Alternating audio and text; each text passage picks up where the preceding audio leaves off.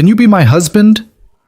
4 words that shattered everything Evan Brooks thought he knew about his broken life. On Christmas night, sitting alone in a crowded restaurant after being abandoned by yet another woman who couldn't accept his daughter, Evan had finally accepted his fate. He would always be too damaged, too complicated, too much. Then a stranger with eyes that held their own kind of pain asked him the impossible question. She couldn't have children. He had one no one wanted, 2 broken halves, one impossible offer, and a choice that would change everything. If you're curious to see how this impossible night transforms into something beautiful, stay with me until the end. And please, hit that like button and drop a comment telling me what city you're watching from. I love seeing how far these stories travel. The snow had been falling since noon, turning Chicago into something from a postcard, the kind that made people believe in magic and fresh starts. Evan Brooks didn't believe in either anymore. He sat at table 14 in Marcello's, an Italian restaurant that tried too hard to be romantic with its dim lighting and candles that flickered in red glass holders. The white tablecloth seemed to mock him with its pristine cleanliness, 2 place settings arranged with hopeful symmetry. One set of silverware remained untouched, the water glass still full, the napkin folded into some elaborate shape he couldn't identify. His date had left 17 minutes ago.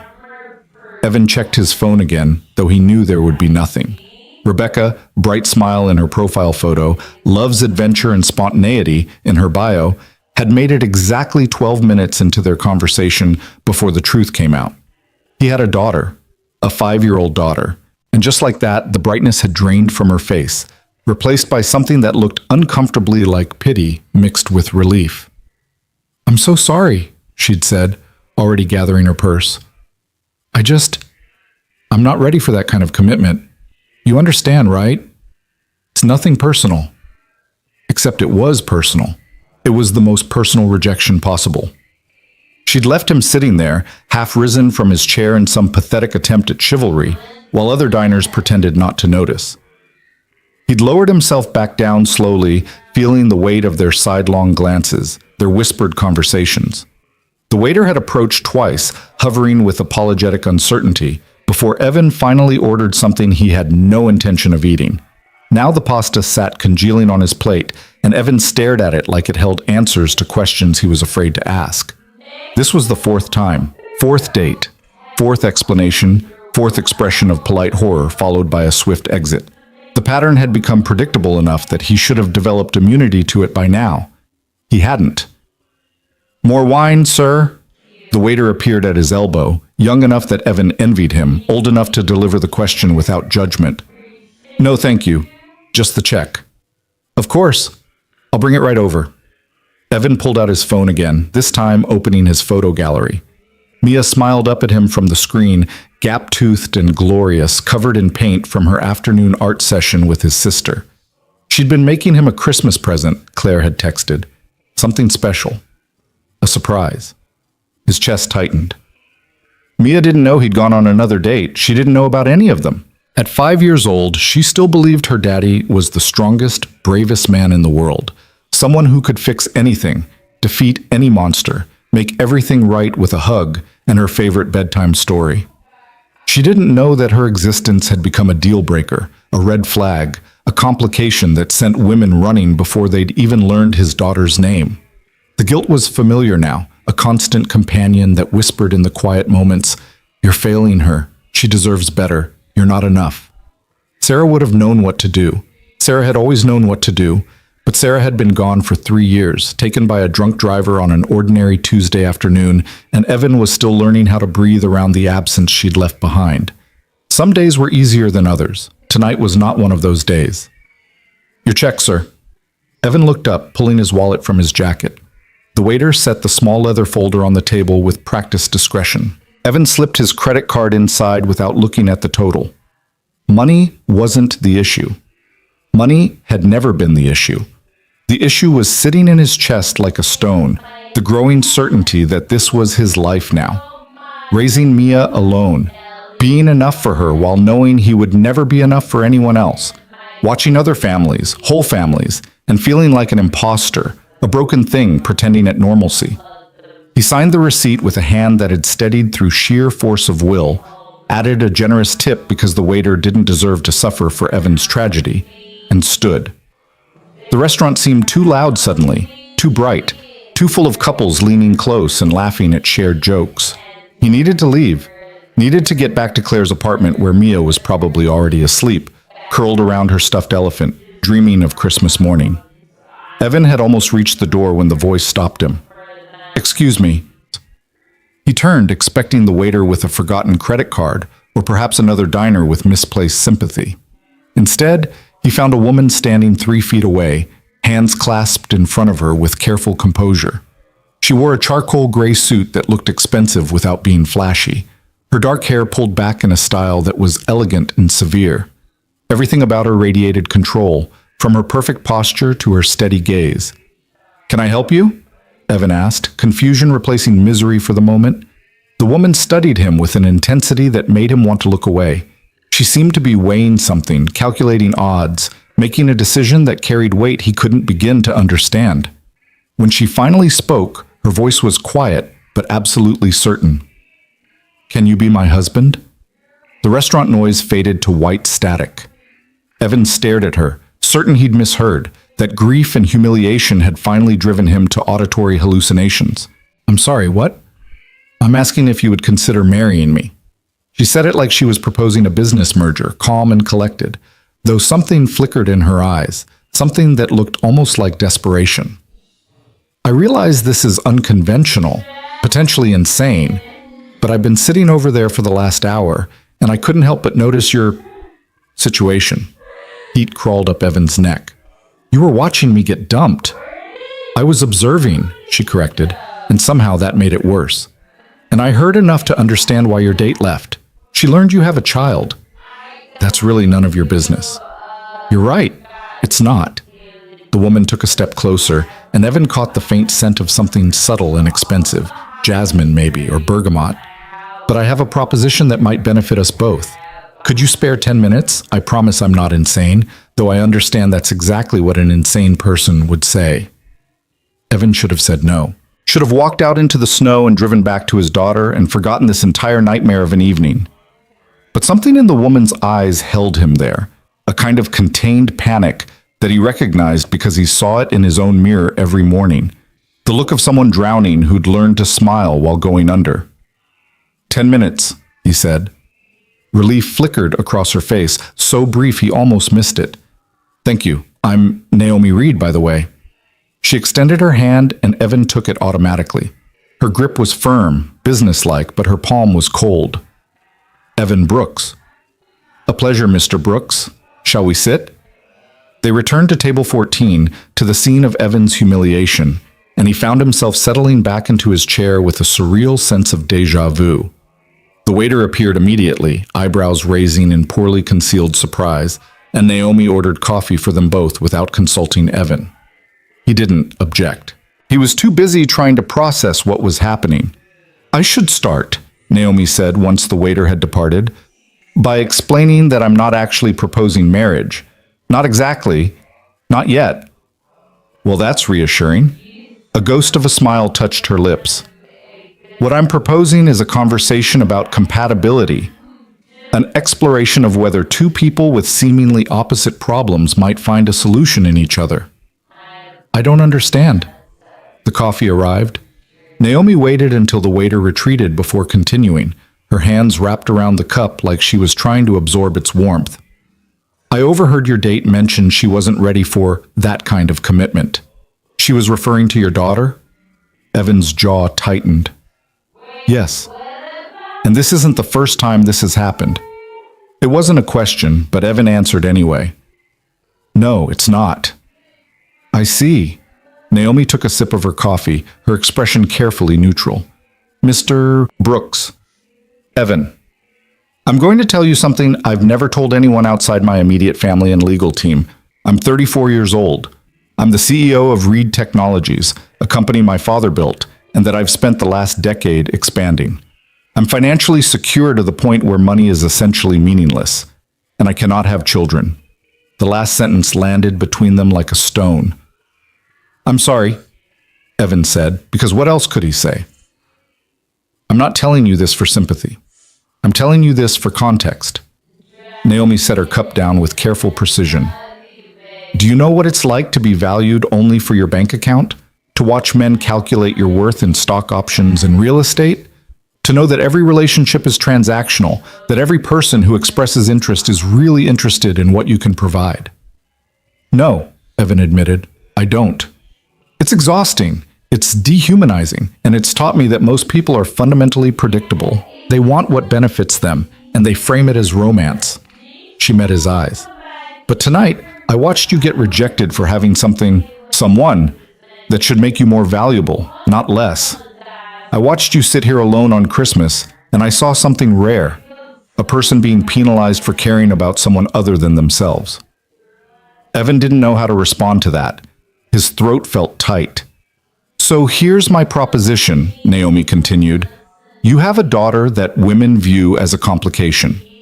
I have a biological limitation that men view as a deal breaker. We're both exhausted by the dating pool, both tired of being rejected for circumstances beyond our control. Both, I suspect, somewhat desperate for something real. You want to marry me because I have a kid and you can't have one?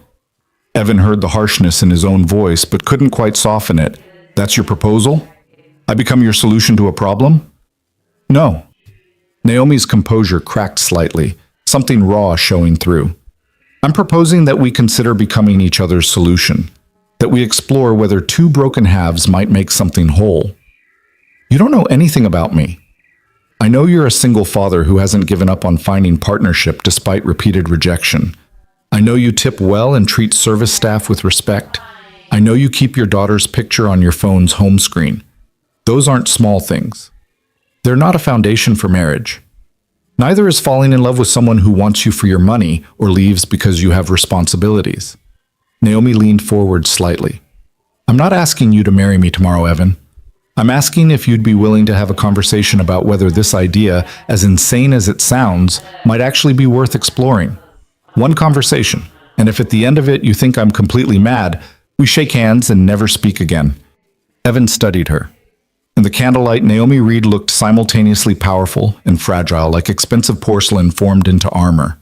She'd sat in this restaurant alone on Christmas night, just like him. She'd heard his humiliation and responded not with pity, but with something he couldn't quite name. Recognition, maybe. Or solidarity. What would this conversation entail, he asked, surprising himself. Something loosened in Naomi's shoulders. Honesty, primarily. We talk about what we want from life, what we need from a partner, what we can and cannot compromise on. We discuss logistics, expectations, boundaries, and most importantly, we talk about your daughter. Mia, Evan said automatically. Her name is Mia. Mia. Naomi repeated the name like she was tasting it. She would be the most important part of any arrangement. I would never ask you to enter into anything that wasn't in her best interest. You don't know her. You don't know what's in her best interest. You're right, which is why any conversation we have would need to include her eventually. But first, I need to know if you're even open to the possibility, if there's any part of you that thinks this might be worth considering. Was there? Evan wanted to say no, wanted to stand up and walk away from this bizarre conversation and go back to his safe, predictable misery. But something held him in place. The same something that made him keep trying to date even after repeated rejection. A stubborn refusal to accept that his life had to be defined by loss. A desperate hope that maybe, somehow, there was still possibility waiting somewhere. I don't even know if I believe in this, he said quietly. In arranged marriages or marriages of convenience or whatever you'd call this. Neither do I, Naomi admitted. But I believe in being honest about what I need and finding creative solutions to seemingly impossible problems. That's how I've built everything I have. And right now, what I need is a partner who values me for something other than my money and who won't see my inability to have biological children as a failure. And what do you think I need? The question hung between them. Naomi considered it, her gaze never leaving his face. I think you need someone who won't run away from your life. Someone who sees your daughter as an asset, not an obstacle. Someone who understands that love and family don't have to follow traditional patterns to be real. She paused. And maybe someone who's as scared and tired as you are, but willing to try anyway. Evan's breath caught. She'd named something he hadn't wanted to acknowledge. The bone-deep exhaustion of being strong all the time, of carrying everything alone, of pretending he was fine when he was falling apart. The loneliness that had nothing to do with being physically alone and everything to do with having no one to share the weight. "This is insane," he said. "Probably. We don't know each other. Not yet. I have a 5-year-old daughter who's been through enough trauma already. I can't just introduce random people into her life because they have an interesting business proposition." "I would never ask you to," Naomi's voice softened. "If, and this is a significant if we decided to explore this further, we'd take it slowly. We'd get to know each other. We'd be thoughtful and deliberate about when and how your daughter becomes involved. This isn't about rushing into anything. It's about being open to possibility." Evan wanted to say no. Every rational part of his brain screamed that this was a terrible idea, that he should leave immediately, that this woman was either crazy or playing some elaborate game he couldn't see. But the irrational parts, the parts that had made him keep trying to date, keep hoping, keep believing that maybe he deserved something more than resigned loneliness, those parts whispered something different. What did he have to lose? Another humiliating evening? He'd already had that. His dignity? Pretty sure that was already in pieces on the floor. The worst had already happened tonight. Maybe the universe was giving him permission to try something different. "One conversation," he heard himself say. "A real one, where we're both completely honest." Naomi's shoulders dropped half an inch, relief evident. "One conversation, complete honesty. When?" "Not tonight. I need to get back to Mia, and I need to think about this when I'm not..." He gestured vaguely at the restaurant, at himself, at the entire catastrophe of the evening. "Of course. Tomorrow? Coffee?" "Tomorrow is Christmas." "Oh." For the first time, Naomi looked uncertain. "Right, of course. The day after?" "The day after Christmas. Coffee." Evan pulled out his phone. "I'll need your number." They exchanged information, the transaction oddly formal given the surreal nature of their conversation. Naomi's business card appeared from somewhere, thick and expensive, embossed with elegant lettering. Naomi Reed, CEO, Reed Technologies. Her personal number was written on the back in precise handwriting. "Thank you," Naomi said as Evan stood, "for not immediately dismissing this, for being willing to consider it. I haven't agreed to anything except coffee." "I know, but that's more than I had an hour ago." Evan studied her one more time. In the candlelight, Naomi Reed looked less like a powerful CEO and more like a person carrying her own impossible weight, her own invisible scars. Maybe that's what had made him say yes. The recognition that everyone was fighting battles no one else could see. That behind the power suits and composed expressions, they were all just trying to find a way through. "December 26th, he said. 10 a.m. There's a coffee shop near my apartment, The Daily Grind. Do you know it? I'll find it. Bring questions, real ones." A genuine smile crossed Naomi's face, brief but transformative. "You too." Evan left the restaurant for the second time that night, but everything felt different. The snow was still falling, Chicago still looked like a postcard, but now there was something else threading through his confusion and exhaustion. Curiosity. And underneath that, so faint he almost didn't recognize it, something that might have been hope. His phone buzzed as he reached his car. A text from Claire. "Mia's asleep, but she made you check the tree first thing when you get here. Fair warning, it's covered in glitter, so much glitter. Bring wine." Evan smiled despite everything and typed back, "On my way, save me from the glitter." But as he started the car, his eyes drifted to the business card sitting on his dashboard. Naomi Reed, CEO. A woman who'd sat alone on Christmas night and asked him an impossible question that had somehow bypassed all his defenses and landed somewhere vulnerable. He didn't know if this was the stupidest thing he'd ever considered or the bravest. He didn't know if Naomi Reed was his worst decision waiting to happen or something else entirely. But for the first time in 3 years, he was curious enough to find out. The drive to Claire's apartment took 20 minutes through snow-quiet streets. Evan spent the time mentally rehearsing how he'd explain this to his sister, then abandoning each attempt as inadequate. How did you tell someone you'd been propositioned by a stranger in a restaurant? How did you explain that you'd said yes to coffee without sounding like you'd lost your mind?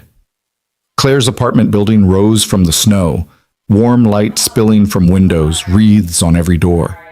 Evan parked and sat for a moment, gathering himself. Inside, Mia would be asleep, dreaming of Christmas morning. Inside, his sister would have wine and questions and probably some sisterly lecture about not giving up on dating. Inside was his real life, the one that didn't include impossible propositions from beautiful strangers. But in his pocket, Naomi Reed's business card felt heavier than it should. He climbed the stairs to Claire's third-floor apartment, knocked softly. His sister opened immediately, already in pajamas, her hair piled in a messy bun. "Well?" Claire demanded, pulling him inside. "How bad was it?" "Define bad." "Oh no, that bad?" She steered him toward the kitchen where 2 wine glasses waited. "Talk." Evan collapsed into a chair, accepted the wine, and tried to figure out where to start. "She left after 12 minutes. Jesus, Evan.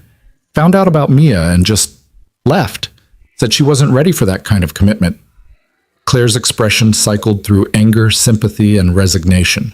"I'm sorry. She's an idiot. They're all idiots. Maybe I'm the idiot for thinking this would work." Evan took a long drink of wine. "Maybe I should just accept that this is my life now. Me and Mia, that's enough." "Bullshit. You deserve partnership. You deserve someone who sees Mia as a blessing, not a burden." "That's a nice thought. Not sure that person exists." Claire opened her mouth to argue, then paused, studying his face. "Wait, something else happened. You've got that look." "What look?" "That look you get when you're processing something weird. Spill." Evan sighed. There was no hiding anything from Claire. They'd been too close for too long, survived too much together. "After my date left, this woman approached me. A stranger." "Oh God, please tell me this isn't going where I think it's going." "Probably worse. She asked me to marry her." The wine glass froze halfway to Claire's lips. "I'm sorry, what?" "Not exactly. She asked if I would consider marrying her, as like a solution to our mutual problems." "Evan, tell me you're joking." "I wish I was." He pulled out Naomi's business card, slid it across the table. Claire picked it up, eyes widening as she read. "Reed Technologies? Evan, I've heard of this company. They're huge. She's the CEO?" "Apparently." "And she just proposed? To a stranger in a restaurant?" "She overheard my date leaving. She can't have children. She's tired of men who only want her money. I'm tired of women who run from Mia. She thought maybe we could help each other." Claire stared at him. "This is the plot of a romance novel." "This is my life apparently becoming the plot of a romance novel." "What did you say?" "I said yes to coffee." "Evan," Claire's voice pitched up. "You said yes? To a complete stranger who proposed marriage?" "I said yes to coffee. To one conversation, that's it." "This is insane, completely." "You're actually considering this?" Evan met his sister's eyes. "I don't know. Maybe?" She said something that resonated about being rejected for things we can't control. About being tired of pretending we're not desperate for something real. Claire was quiet for a long moment, turning the business card over in her hands. When she spoke again, her voice was softer. "And you believe her? That she's genuine?" "I don't know what I believe, but there was something in her eyes, Claire, something real." She looked as scared as I felt. Scared people make bad decisions. Scared people also sometimes find courage. Evan leaned forward. "I'm not saying I'm going to marry her. I'm saying I'm going to have coffee and a conversation, and if it's completely insane, I'll walk away. But if there's even a chance that this could work, then what? You marry someone you don't love for practical reasons? Is that worse than being alone forever? Is that worse than Mia growing up thinking she's the reason I'm miserable?" The words hung heavy between them. Claire's expression softened, sympathy replacing concern. "You're not miserable, Evan. I'm not happy either. And you think marrying a stranger will fix that? I think maybe being open to unconventional solutions might lead somewhere better than repeatedly doing the same thing and expecting different results." Evan drained his wine glass. Or maybe I've completely lost my mind. I'll find out on December 26th. Claire reached across the table, gripping his hand. Just promise me you'll be careful. Promise me you won't do anything that could hurt you or Mia. I promise. And promise me you'll listen to your gut. If something feels wrong, I'll walk away. I swear. She squeezed his hand once more, then released it. Okay. Now go look at your daughter's glitter monstrosity so I can enjoy your suffering. Evan laughed despite everything and followed his sister down the hall to the spare bedroom where Mia slept. The room smelled like strawberries and childhood, stuffed animals crowding every surface. His daughter was curled in the center of the bed, her dark hair spread across the pillow, one hand clutching her stuffed elephant. She was perfect. She was his entire world, and she deserved more than a father who was too scared to try. The Christmas tree in the corner of the room was, as promised, covered in glitter. So much glitter that it seemed to glow in the dim light from the hallway. Paper ornaments hung from every branch, some recognizable, others abstract. And there, right in the center, hung a frame made of popsicle sticks painted red and green. Inside the frame was a drawing. 3 stick figures holding hands. One tall, one small, one medium-sized with long hair. Underneath, in Mia's careful kindergarten handwriting, my family. 3 figures, not 2. Evan's throat closed. He turned to Claire, who stood in the doorway watching him. She drew that this afternoon, Claire said quietly. Told me she was making her Christmas wish come true. That she'd asked Santa for someone to love Daddy so he wouldn't be sad anymore. She knows I'm sad. She's 5, not blind. Kids feel everything, Evan. They just don't always have words for it. Evan looked back at the drawing, at the 3 figures that Mia had colored with careful attention. The tall one was obviously him. The small one was clearly Mia, and the medium-sized one with long hair. His daughter had wished for someone to join their family, had asked Santa, had drawn pictures, had somehow sensed that their family of 2 was missing something essential. And tonight, on Christmas Eve, a stranger had walked into his life and asked the exact question Mia had been answering in her artwork. Coincidence. It had to be coincidence. But Evan found himself touching the popsicle stick frame, tracing the outline of the 3rd figure, and wondering if maybe the universe was paying attention after all. If maybe desperation and hope had collided in that restaurant to create possibility where none had existed before. I'm meeting her for coffee on the 26th, he told Claire, his voice barely above a whisper. Just to talk. Just to see. I know, and I'll watch Mia while you do. What if I'm making a huge mistake? Then you'll survive it.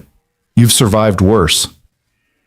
Claire came to stand beside him, wrapping an arm around his waist. But maybe this time, try hoping for the best instead of expecting the worst. Evan leaned into his sister's embrace, grateful for her presence, her wisdom, her refusal to let him give up. They stood there together watching Mia sleep, watching the glitter-covered tree cast prismatic light across the room, watching the drawing of 3 stick figures holding hands. Tomorrow was Christmas. Tomorrow, Mia would wake up excited and joyful, and Evan would smile and play Santa and pretend his world hadn't just tilted on its axis. Tomorrow he would be the father she deserved. But the day after tomorrow, he would meet Naomi Reed. He would have the conversation that seemed both impossible and inevitable. He would face his fear and his hope and the terrifying possibility that maybe, just maybe, he deserved more than resignation. His phone buzzed. A text from an unknown number. Thank you again for tonight, for listening, for being willing to try. Sleep well, Evan. Naomi. Evan stared at the message for a long moment, then typed back. You too. See you December 26th. He added Naomi's contact information to his phone, hesitated over what to label her, then simply entered her name. Tomorrow's problems could wait.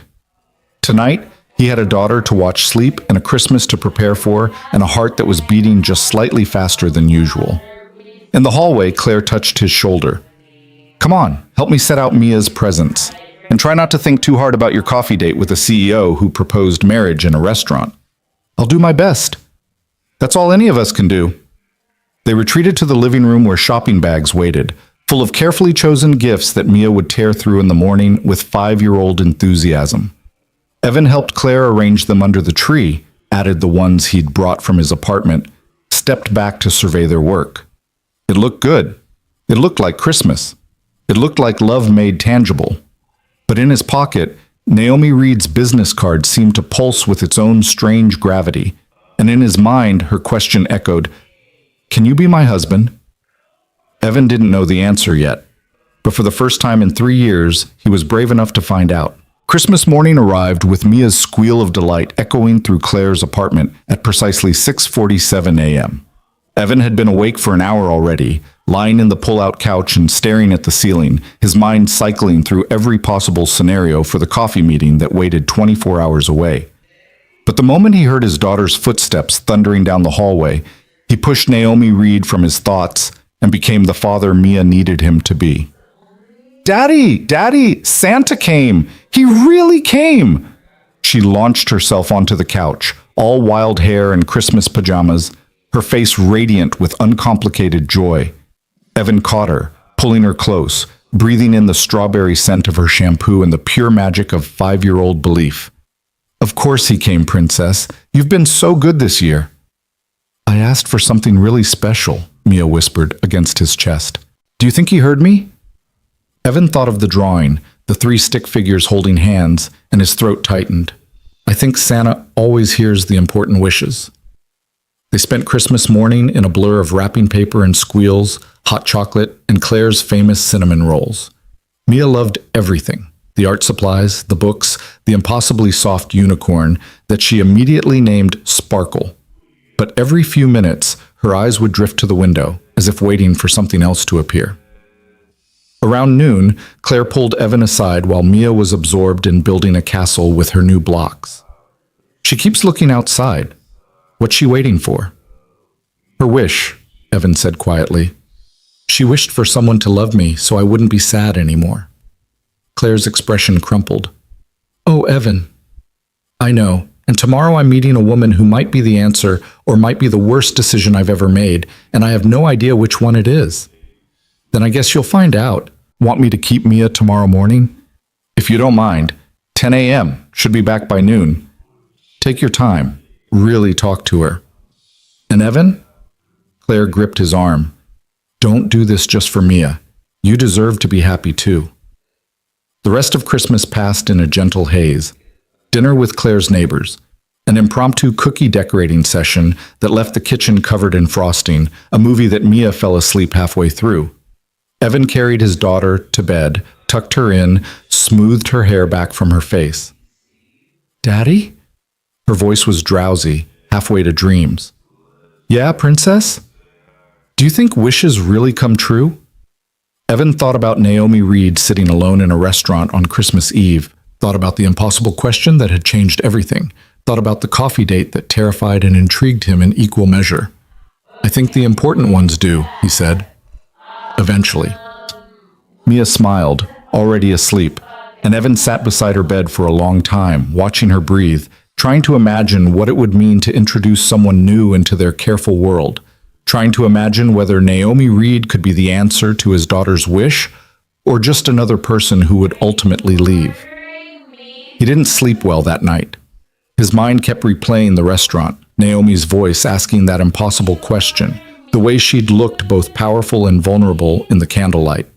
He'd Googled her after Mia fell asleep, found articles about Reed Technologies' expansion, interviews where Naomi discussed innovation and risk-taking with the same controlled composure she'd shown at dinner. She was exactly who she'd claimed to be: successful, brilliant, formidable, and apparently lonely enough to propose marriage to a stranger in a restaurant. By the time December 26th arrived, Evan had convinced himself a dozen times to cancel and a dozen times to keep the appointment.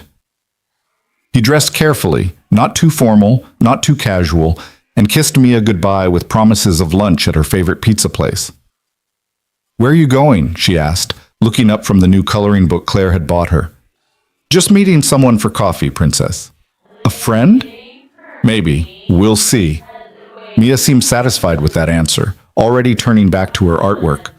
Claire caught Evan's eye over his daughter's head, mouthed, "Good luck," and shooed him toward the door before he could second-guess himself again. The daily grind sat on a corner 2 blocks from Evan's apartment, a neighborhood fixture that served excellent coffee and didn't try too hard to be trendy. He arrived 10 minutes early, ordered a black coffee he didn't really want, and claimed a table near the window where he could watch the street. Naomi arrived at exactly 10 o'clock. She looked different in daylight, dressed in dark jeans and a cream sweater that made her seem more human somehow, less like the polished CEO from the restaurant. Her hair was down, falling in soft waves around her shoulders. She scanned the coffee shop with the same careful assessment Evan had seen 2 nights ago, spotted him, and something in her expression eased. "Evan?" She approached the table and he stood automatically. "Thank you for coming. I wasn't sure you would." "I wasn't sure either," he admitted. "Can I get you coffee?" "I'll get it. What are you drinking?" "Black coffee, but you don't have to." "I know. I want to." Naomi smiled slightly. "Besides, it gives me something to do with my hands. I'm more nervous than I expected." The honesty surprised him. "Me too." She returned a few minutes later with a cappuccino and a blueberry muffin that she immediately began shredding into small pieces without eating. Evan recognized the nervous habit. He'd done the same thing with his pasta 2 nights ago. They sat in silence for a moment, the weight of the impossible conversation stretching between them. Finally, Naomi spoke. "I've been thinking about what to say. Prepared about 17 different opening statements. They all sounded insane, so I'm just going to start with the truth. I'm terrified right now." "That makes 2 of us." "Good. That seems like a reasonable place to begin." Naomi took a sip of her cappuccino, gathering herself. "So, complete honesty. That's what we agreed on." "That's what we agreed on." "Then I'll start. My name is Naomi Reed. I'm 34. I became CEO of Reed Technologies when my father had a stroke 6 years ago.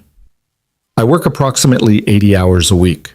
I live alone in a penthouse that costs more than most people make in a lifetime, and I can't remember the last time I had a conversation that wasn't about quarterly earnings or market share. I cannot have biological children due to a genetic condition, and I am so tired of being alone that I did something completely irrational in a restaurant 2 nights ago." She delivered the information clinically, like reading a report, but Evan heard the pain underneath. "Your turn," Naomi said. Evan wrapped both hands around his coffee cup. "My name is Evan Brooks. I'm 32. I'm an architect, was an architect. Now I mostly work from home doing freelance design work so I can be available for my daughter. Mia is 5. Her mother, Sarah, died 3 years ago in a car accident. I've tried dating 4 times in the last year. Every woman who finds out I have a daughter leaves. And I'm starting to believe that being a single father means being alone forever." "Thank you," Naomi said quietly, "for trusting me with that." "It's only fair. You trusted me first." Evan leaned forward. "So now what? We've established that we're both lonely and desperate. That doesn't automatically mean marriage makes sense." "No, it doesn't, which is why I think we need to talk about what we actually want. Not just what we're running from, but what we're running toward." Naomi set down her cup, meeting his eyes. "Do you want to get married again, Evan? Not to me necessarily, but in general. Is marriage something you want?" The question landed hard. Evan hadn't let himself think about it directly, had focused instead on the smaller goal of just finding someone who would stay for a second date. But now, forced to articulate it, he found the answer rising easily. "Yes. I want partnership.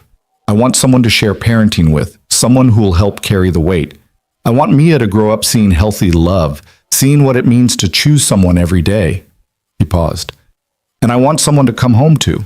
Someone who knows my coffee order and asks about my day and doesn't leave when things get hard." Naomi's expression softened. "That's a good answer. What about you? What do you want?" She was quiet for a long moment, her fingers still shredding the muffin. When she finally spoke, her voice was barely above a whisper. "I want to matter to someone, not for my money or my company or what I can provide.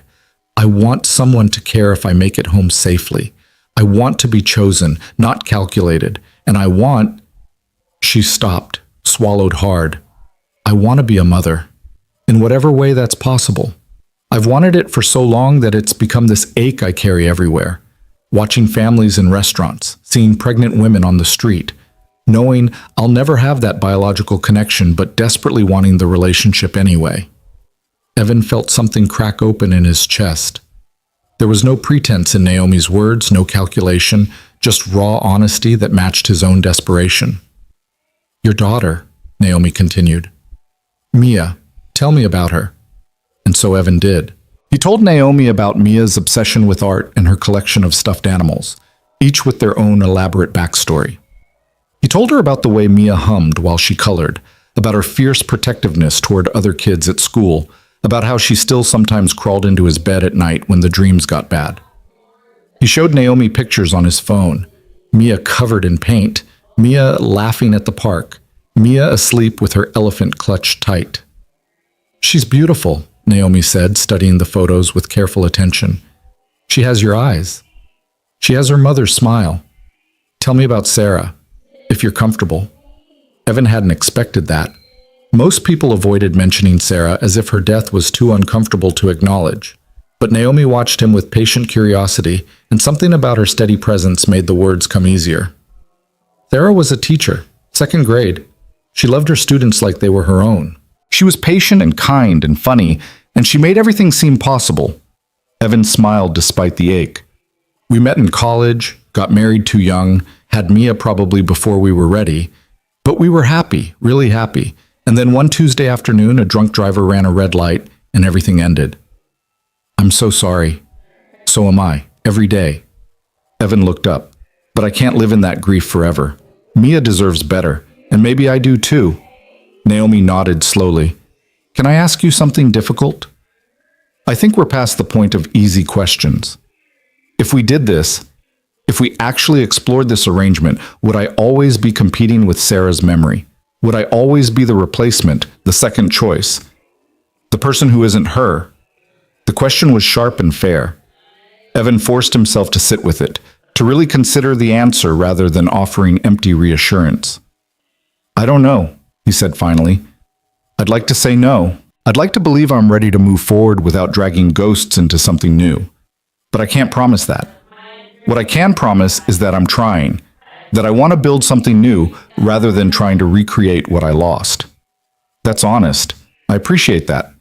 Naomi folded her hands on the table. "My turn for difficult questions. If we did this, what would you expect from me in terms of Mia? What role would I play?" "I don't know that either. I've never had to think about it before." Evan considered. "I guess I'd want someone who genuinely cares about her, who isn't just tolerating her existence but actually wants to be part of her life.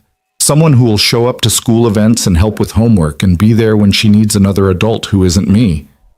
"A parent," Naomi said quietly. "Eventually, maybe. But that's not something I'd expect immediately. That would have to develop naturally. And if it didn't? If Mia and I didn't bond the way you hoped? Then we'd figure out something else. Or we'd admit this was a mistake and end it before anyone got hurt worse." Evan met her eyes. "I won't force Mia into a relationship that doesn't work. She comes first, always. I would expect nothing less." Naomi leaned back. "Okay, more logistics. Where would we live? My penthouse isn't exactly child-friendly. I have a house, 3 bedrooms in Lincoln Park. It needs some work, but it's home. Mia's school is nearby. All her friends are in the neighborhood. Would you expect me to move in with you?" "I don't know what I expect. This is all theoretical insanity."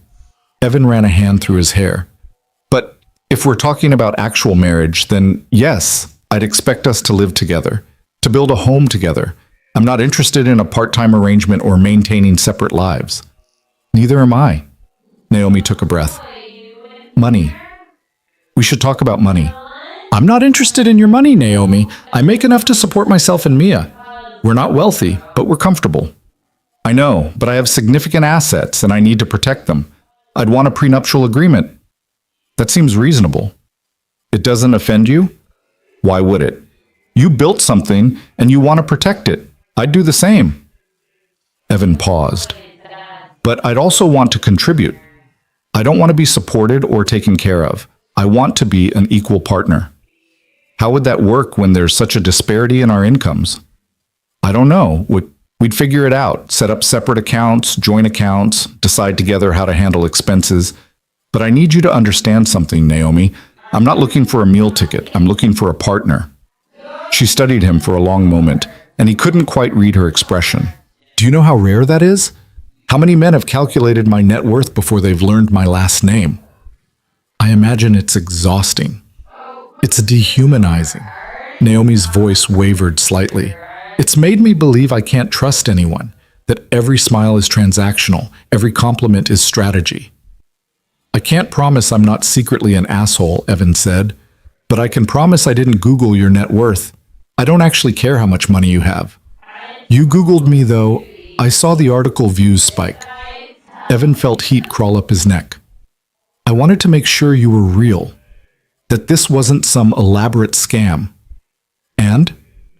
And you're apparently brilliant and terrifying and featured in Forbes's 30 under 40 list. Naomi laughed, a sound that transformed her entire face. Is that your way of saying you were impressed? Maybe a little intimidated? Good. I'd hate to lose my edge. She sobered. But I'm serious about the prenup, Evan. I've worked too hard to build Reed Technologies to risk losing it in a divorce. We're already planning for divorce? I'm being realistic. 50% of marriages end. We'd be starting with even longer odds. Maybe. Or maybe we'd be starting with clear expectations and better communication than most couples have. Evan leaned forward. Look, I'm not opposed to a prenup. Protect your assets. But don't go into this assuming we'll fail. If we do this, I'm all in, for better or worse. Naomi's eyes glistened. You don't even know me. No, but I want to. That's why I'm here. They sat in silence for a moment, the weight of everything they'd discussed settling between them. The coffee shop hummed with other people's conversations, oblivious to the impossible negotiation happening in the corner table. I have more questions, Naomi said finally. So do I. But maybe we should take a break. This is intense. Do you want to walk? There's a park nearby. They left the coffee shop and headed toward the small neighborhood park 2 blocks away. The day was cold, but clear. The snow from Christmas Eve still pristine on the grass.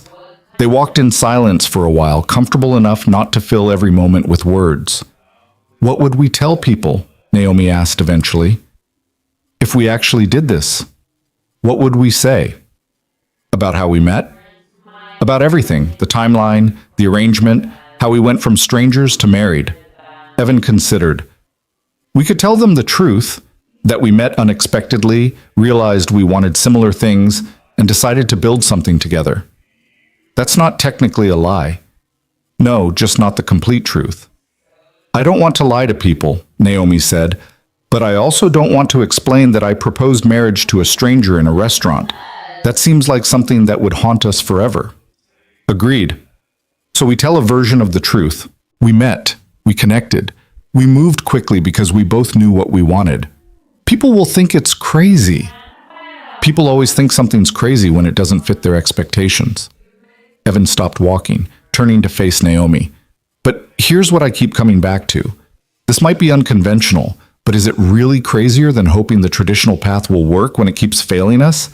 Is it crazier than being alone forever because we're too scared to try something different? Naomi met his eyes. When you put it that way, it sounds almost reasonable. That's because desperation has made us both slightly insane. She laughed again, that same transformative sound. Probably, but maybe insanity is underrated. They resumed walking, circling the park's small pond. Ducks huddled on the ice, and Evan found himself thinking about resilience, about creatures that survived winter by adapting rather than fleeing.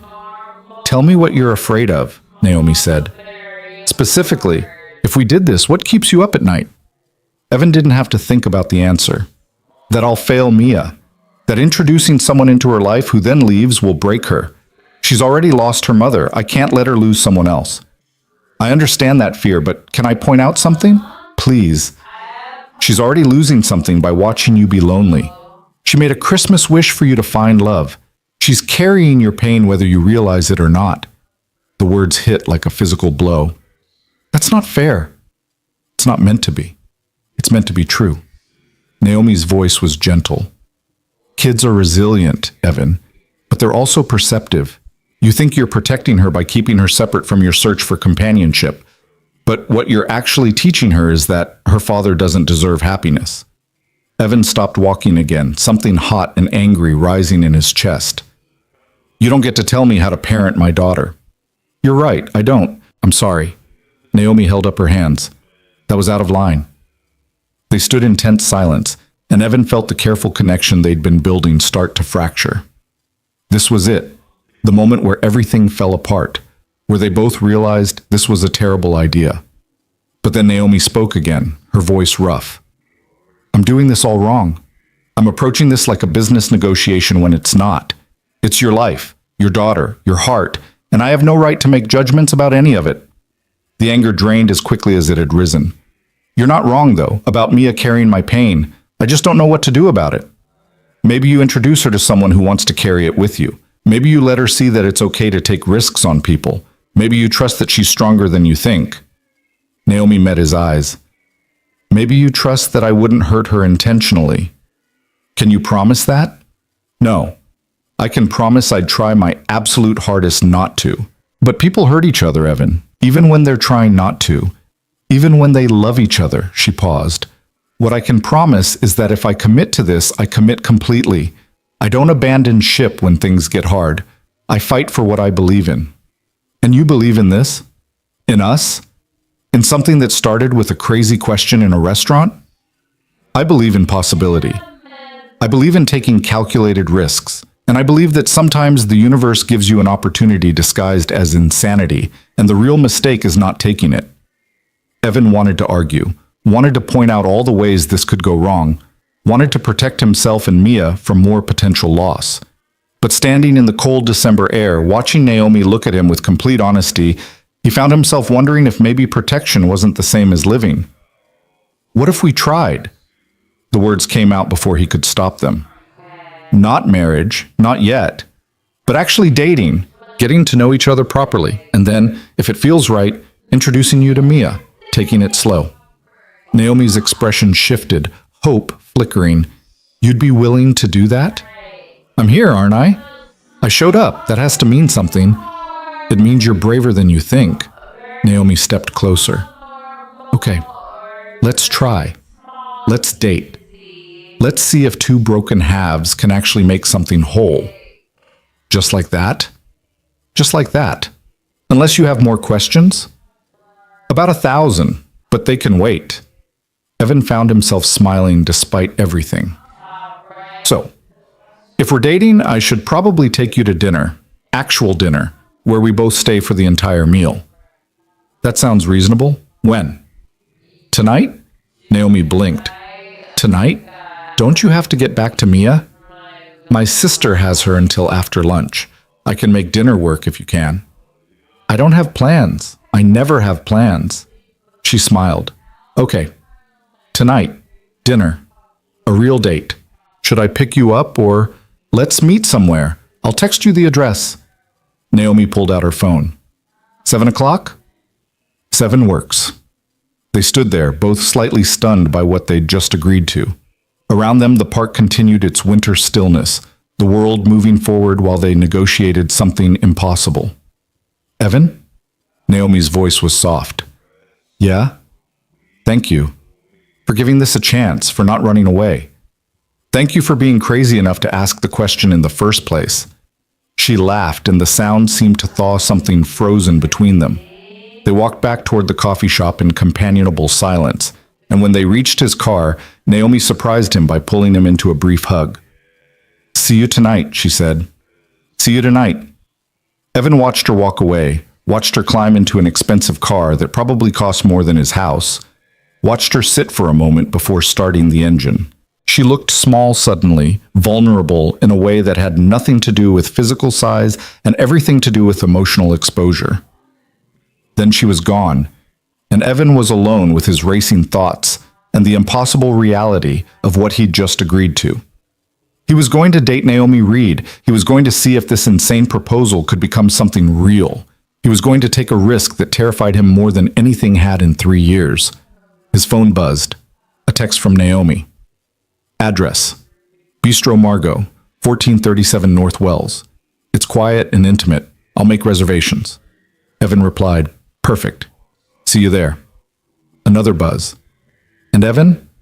I'm glad you stayed. in the coffee shop, in the park. I'm glad you didn't run. He typed back, me too. The drive back to Claire's apartment passed in a blur. Evan's mind raced through everything that had just happened, every word exchanged, every moment of connection and friction. By the time he reached his sister's building, he felt exhausted and exhilarated in equal measure. Mia launched herself at him the moment he walked through the door. "Daddy, you're back! Can we go for pizza now?" "Absolutely, Princess. Let me just talk to Aunt Claire for a minute." He followed his sister into the kitchen while Mia gathered her coat and shoes. Claire raised an eyebrow. "Well? We're going to dinner tonight." "Tonight? Evan, you just met her for coffee." "I know, but it feels right. Or right enough to try." "Did you tell her about Mia?" "Of course I told her about Mia. That's the whole point, Claire. She wants to be part of our lives, all of our lives." After one coffee date. After an honest conversation about what we both want, about what we're both afraid of, about whether two broken people can maybe fix each other. Evan grabbed his sister's hands. "I know this is fast, I know it's crazy, but I haven't felt this hopeful in 3 years." Claire's expression softened. Okay, go to dinner. But Evan, be careful. Not just with your heart, with Mia's." "I will, I promise."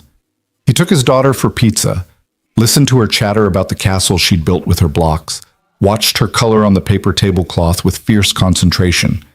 And all the while, part of his mind was already at Bistro Margot, already sitting across from Naomi Reed, already exploring the impossible possibility that maybe his daughter's Christmas wish was coming true in the strangest way possible. That evening, Evan stood in front of his closet trying to decide what one wore to dinner with a CEO who'd proposed marriage in a restaurant. He settled on dark jeans and a button-down shirt that Sarah had always said brought out his eyes, then immediately felt guilty for thinking about Sarah while getting ready to date someone else. The guilt was familiar, expected. What surprised him was how quickly it faded, replaced by something that felt almost like excitement. He drove to Bistro Margot through evening traffic, parallel parked 3 blocks away, and stood outside the restaurant taking deep breaths that turned to frost in the December air. Through the window, he could see Naomi already seated at a corner table, studying something on her phone with that same focused intensity she brought to everything. She looked up as if sensing his presence, and their eyes met through the glass. She smiled, and something in Evan's chest loosened. He pushed through the door and walked toward his impossible future, one careful step at a time. The dinner lasted 3 hours, and by the end of it, Evan couldn't remember why he'd been so terrified. Naomi was funny in unexpected ways, self-deprecating about her workaholic tendencies, genuinely curious about his architectural work. They talked about everything and nothing, favorite books, worst travel experiences, the peculiar loneliness of being surrounded by people while feeling completely alone. When the waiter finally hinted that the restaurant was closing, they both seemed surprised that so much time had passed. "I should let you go," Naomi said as they stood outside in the cold. "You have to get back to Mia. She's asleep by now, but yeah, I should head home." Evan hesitated, then took a chance. "Can I see you again? Soon? How about New Year's Eve, unless you already have plans?" "My plans involve staying home with Mia and watching the ball drop on TV. Not exactly glamorous." "That sounds perfect," Naomi said, and something in her voice made Evan believe she meant it. "Could I join you? I'd like to meet her, if you think she's ready." The question caught him off guard. They'd only had 2 conversations, one impossible proposal and one dinner, and already they were talking about introducing Naomi to Mia. It was too fast, way too fast. Every parenting instinct screamed at him to pump the brakes, to wait, to protect his daughter from potential disappointment. But then he thought about Mia's drawing, the 3 stick figures holding hands, and heard himself say, "Okay, New Year's Eve, come for dinner around 6. Nothing fancy, just pizza and sparkling cider and watching a countdown Mia will probably sleep through." That sounds like the best New Year's Eve I've had in years. Naomi stepped closer, and for a moment Evan thought she might kiss him. Instead, she squeezed his hand once, firmly. "Thank you for taking this chance with me. Thank you for being brave enough to ask." The days between that dinner and New Year's Eve passed in a strange blur. Evan and Naomi texted constantly, good morning messages and random thoughts throughout the day, late night conversations after Mia was asleep. They talked on the phone twice, once for an hour while Naomi was stuck in traffic, and once at midnight when Evan couldn't sleep and Naomi was still working. Each conversation revealed new layers, new compatibilities, new reasons to believe this impossible thing might actually work. But as New Year's Eve approached, Evan's anxiety increased proportionally. He'd never introduced Mia to anyone he was dating, never had to explain to his 5-year-old daughter that daddy's friend was maybe going to be something more. Never had to watch Mia decide whether to accept someone new into their carefully constructed world of two. The morning of December 31st, he sat Mia down at breakfast with careful deliberation. Princess, I want to talk to you about something. Mia looked up from her cereal, milk dripping from her spoon. Am I in trouble? No, baby, nothing like that. I just wanted to tell you that someone's coming for dinner tonight. A friend of mine named Naomi. Is she nice? I think so. I hope so. Evan took a breath. She's someone Daddy likes very much, and I wanted you to meet her. Mia's eyes went very round. Is she going to be my new mommy? The question landed like a punch. Evan tried to keep his expression neutral even as panic clawed at his chest. We're just getting to know each other, Mia. It's too soon to talk about anything like that. But maybe someday? Maybe. If everyone gets along and it feels right. But no promises, okay? I need you to understand that. Mia nodded solemnly, then went back to her cereal like they'd been discussing the weather. Evan watched her, trying to gauge her reaction. But his daughter had already moved on to humming the theme song from her favorite cartoon. He spent the rest of the day alternating between excitement and terror. He cleaned the house twice, ordered pizza from Mia's favorite place, bought sparkling cider and actual champagne in case Naomi wanted something stronger. By 5:30, he was a wreck. Daddy, you're being weird, Mia announced from her position on the couch, surrounded by crayons and paper. Am I? You keep walking around touching things, like you forgot what things are. Evan laughed despite his nerves. You're right, I'm being weird. I'm just nervous. Why? Is Naomi scary? No, princess. I just want you to like her, and I want her to like you. Why wouldn't she like me? I'm awesome. The simple confidence of childhood. Evan pulled Mia into a hug, breathing in her strawberry shampoo. You're absolutely right. You're the most awesome person I know. The doorbell rang at exactly 6 o'clock. Evan took a deep breath, checked his reflection in the hallway mirror one more time, and opened the door. Naomi stood on his porch holding a bag that clinked with bottles and a wrapped package. She'd dressed down for the occasion, jeans and a soft blue sweater that made her eyes seem even darker. Her hair was pulled back in a ponytail, and she looked younger somehow, less like a CEO and more like someone who could belong in his life. Hi, she said, and Evan could hear the nervousness underneath the greeting. Hi, come in. It's freezing out there. Naomi stepped inside and Evan took the bag from her hands. I brought wine for us and this for Mia. I hope that's okay. I wasn't sure if bringing a gift was appropriate or if it would seem like I'm trying too hard. It's perfect. She's in the living room. Fair warning, she's very excited to meet you. That makes one of us who isn't terrified. They walked into the living room where Mia sat surrounded by her artwork, and Evan watched his daughter's face as she caught sight of Naomi. Something flickered in Mia's expression, assessment maybe, or comparison to some internal standard. Then she smiled, bright and uncomplicated. Hi, I'm Mia. I'm 5 3/4. Are you Daddy's friend? Naomi crouched down to Mia's level with an ease that surprised Evan. Hi, Mia. I'm Naomi. And yes, I'm your daddy's friend. I hope that's okay with you. It's very okay. Daddy needs more friends. He's sad a lot. Evan felt his face flush. Mia, it's true, Daddy. You get that quiet face when you think I'm not looking. Mia turned back to Naomi. But you make him smile. I can tell because he's smiling right now, even though he's embarrassed. Naomi laughed, a sound that seemed to fill the room. You're very observant, Mia, and very honest. I like that. Daddy says I'm too honest sometimes. Like when I told Mrs. Henderson her breath smelled like coffee and sadness. That's definitely honest, Naomi agreed, still smiling. I brought you something. Would you like to see? Mia's eyes lit up as Naomi handed her the wrapped package. She tore into it with 5-year-old enthusiasm, gasping when she revealed what was inside. An elaborate art set complete with watercolors, pastels, and fancy paper. This is so cool. Look, Daddy, it has real watercolors. That's very generous, Naomi. You didn't have to. I wanted to. Evan told me Mia loves art. Naomi met his eyes over his daughter's head. I hope I didn't overstep. You didn't. Thank you. The evening unfolded with surprising ease.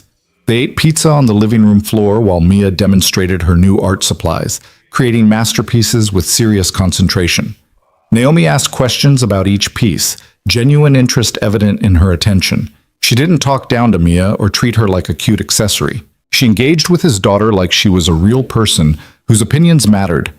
Evan watched them together and felt something shift in his chest. This could work. Maybe this could actually work. After dinner, they moved to the couch to watch the New Year's Eve countdown. Mia snuggled between Evan and Naomi, fighting sleep even as her eyes drooped. Naomi had her arms stretched across the back of the couch, her fingers occasionally brushing Evan's shoulder, and the casual intimacy of it made his breath catch. Naomi? Mia's voice was drowsy. Yes, sweetheart? Are you going to stay after New Year's, or are you going to leave like the other ladies? The room went silent except for the television. Evan felt his stomach drop. He'd thought Mia didn't know about the failed dates, but apparently his daughter saw everything. Naomi was quiet for a moment, and when she spoke, her voice was gentle but firm. I don't know what the future holds, Mia, but I can tell you this. I'm not someone who leaves easily. When I care about people, I stay. And I'm starting to care about you and your daddy very much. Promise? I promise that I'll try my absolute hardest. Is that good enough? Mia considered this with 5-year-old gravity. Okay, that's good enough. She was asleep before the ball dropped, curled against Evan's side, one hand clutching his shirt. Naomi watched her with an expression Evan couldn't quite read, something tender and sad and hopeful all at once. She's wonderful, Naomi whispered. She is. She's my whole world. I can see that. The way you look at her, the way you talk to her. You're a really good father, Evan. I'm trying. Most days I feel like I'm barely keeping my head above water. That's what good parents feel like. The ones who think they're doing everything right are usually the problem. Naomi shifted slightly. Can I tell you something? Of course. I was terrified coming here tonight. Terrified that Mia would hate me, or that I'd say something wrong, or that you'd realize this whole thing was a mistake. She looked at him, vulnerability clear in her eyes. But being here, watching you with her, seeing how you've built this life together, it's everything I've wanted and never thought I'd have. Evan's throat tightened. You really mean that? Every word. I know I come across as cold or calculated. It's a defense mechanism. But the truth is, I'm just as scared and desperate as you are. Maybe more. The television showed crowds celebrating in Times Square, thousands of people screaming and kissing and welcoming a new year. But in Evan's living room, time seemed suspended, just the three of them in their quiet bubble. I should probably get Mia to bed, Evan said reluctantly. Do you want help?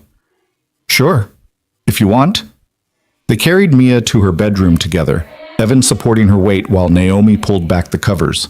His daughter barely stirred as they tucked her in. Her stuffed elephant immediately pulled close. Evan smoothed her hair, kissed her forehead, and turned to find Naomi watching with that same tender expression. In the hallway, with Mia's door cracked open behind them, Naomi spoke quietly. Thank you for letting me be part of this, for trusting me with her. Thank you for showing up, for being patient with both of us.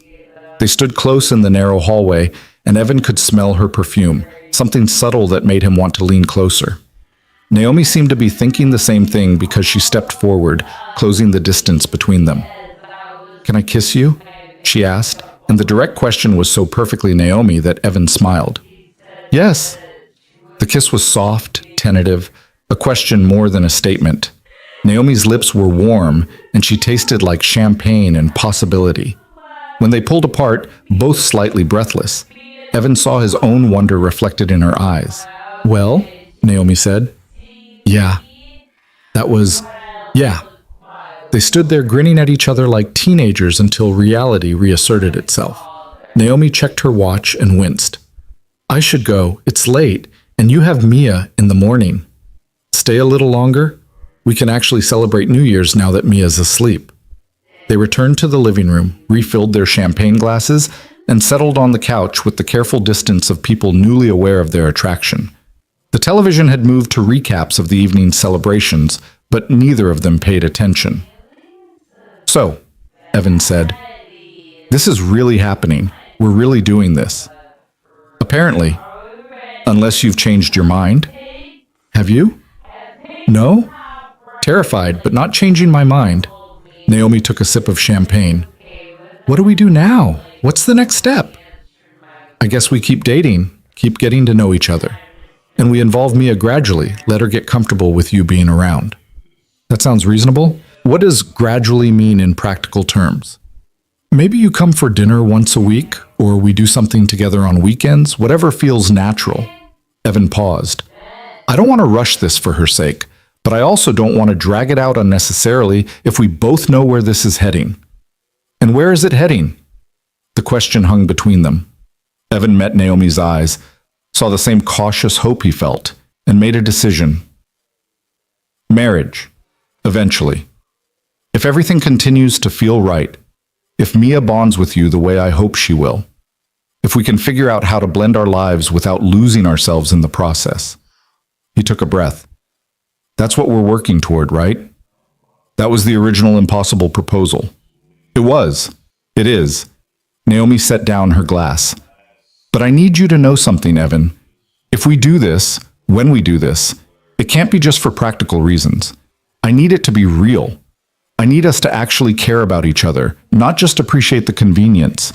I already care about you, more than I expected to after such a short time. I care about you too, and about Mia. That happened faster than I anticipated. Naomi smiled slightly. She's pretty hard not to love. She is, and she already likes you, I could tell.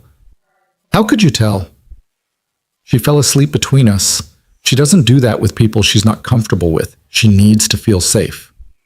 Naomi's eyes glistened. That means everything. You have no idea. They talked until almost 3 a.m, curled on opposite ends of the couch, slowly closing the distance between them as the night wore on. They talked about childhoods and past relationships, about dreams deferred and hopes rekindled. They talked about what kind of family they wanted to build and how to handle the inevitable complications. And underneath all of it ran a current of growing affection, the sense that maybe this impossible thing was becoming inevitable. When Naomi finally left, standing on the porch in the early morning cold, she kissed Evan once more. This kiss was less tentative, more certain, and it left him standing in the doorway long after her car had disappeared down the street. The next 2 months passed in a careful dance of increasing intimacy. Naomi came for dinner every Wednesday, bringing wine and stories from her week, listening to Mia's elaborate explanations of kindergarten drama with patient attention. They went to the park together on Saturdays, the 3 of them feeding ducks and exploring playgrounds. Naomi learned the rhythms of their life, Mia's bedtime routine, Evan's coffee preference, the way his daughter needed extra reassurance on Tuesdays because that was the day Sarah had died. And slowly, incrementally, they became something that looked like a family.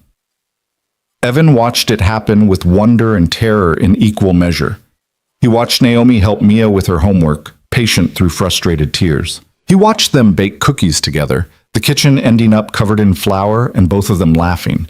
He watched Naomi learn to braid Mia's hair, to read her favorite bedtime stories with the right voices, to understand when his daughter needed space and when she needed closeness. And he fell in love. Not the desperate, drowning love of his first marriage, but something quieter, steadier. Love that felt like coming home.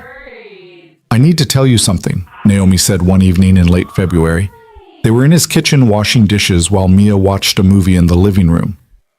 My board is pressuring me about my personal life. Evan's hands stilled in the soapy water. What do you mean? They think I need to present a more stable image. They've suggested that someone in my position should be married, settled. It's archaic and sexist, but it's affecting my credibility. Naomi dried a plate with careful precision. I told them I was in a serious relationship. They want to meet you. Meet me? Why? Because if I'm going to use you as proof of my stability, they need to verify you're real. She set down the plate. I know this is a lot, and I know we haven't talked about making anything official yet. But Evan, I need to know if you're serious about this, about us. Because I am. I'm completely serious. Evan turned to face her fully. They'd been dating for 2 months. 2 months of dinners and weekend outings and goodnight kisses that left him wanting more. 2 months of watching Naomi become part of his and Mia's life in ways that felt increasingly essential. 2 months of falling in love with someone he'd never expected to meet. I'm serious, he said. I'm absolutely serious. But there's something I need to do first. What? Ask Mia how she'd feel about making this official, about you becoming a permanent part of our family. Naomi's breath caught. You want to ask her permission? She deserves a say in this. It's her life too. Evan took Naomi's hands. But yes, I want to make this official. I want to marry you. I want to build a life together. I want Mia to have the mother she's been wishing for. Tears spilled down Naomi's cheeks. Are you sure? Really sure? This isn't just convenience or loneliness or... I love you, Evan interrupted. I didn't plan to. I wasn't looking for it. But I love you, Naomi. The way you care for Mia, the way you make room in your impossible schedule for us, the way you've learned our rhythms and adapted to our chaos. I love all of it. I love you. I love you too, Naomi whispered. So much it terrifies me. They kissed there in the kitchen, dishes forgotten, until Mia's voice called from the living room asking for more popcorn. They broke apart laughing, and Evan pulled Naomi into the living room where his daughter sat surrounded by stuffed animals. Mia, can we talk to you about something important? His daughter looked up, sensing the gravity in his tone. Am I in trouble? No, princess. The opposite, actually. Evan sat on the floor, pulling Mia into his lap, while Naomi settled beside them. You know how Naomi's been coming around a lot? How she's been part of our family? I like when she comes over. Good, I'm glad. Because we want to talk to you about making that permanent. About Naomi maybe moving in with us. About her being part of our family all the time, not just on Wednesdays and Saturdays. Mia's eyes went very wide. You mean like a real family? With a mommy? If that's what you want, we wouldn't force anything, but yes! Mia launched herself at Naomi, nearly knocking her over. Yes, yes, yes, I want that. I've been wishing for it forever. Naomi caught Mia, holding her tight, and when she looked up at Evan, her face was streaming with tears. Is that really okay with you, sweetheart? You're sure? I'm super sure. You're nice, and you smell good, and you help me with my homework, and you don't get mad when I spill things, and you make Daddy happy. He smiles now, like all the time. You make me happy too, Naomi said, her voice breaking. Both of you. So incredibly happy. They held each other on the living room floor, the three of them tangled together, and Evan felt something settle deep in his chest. This was right.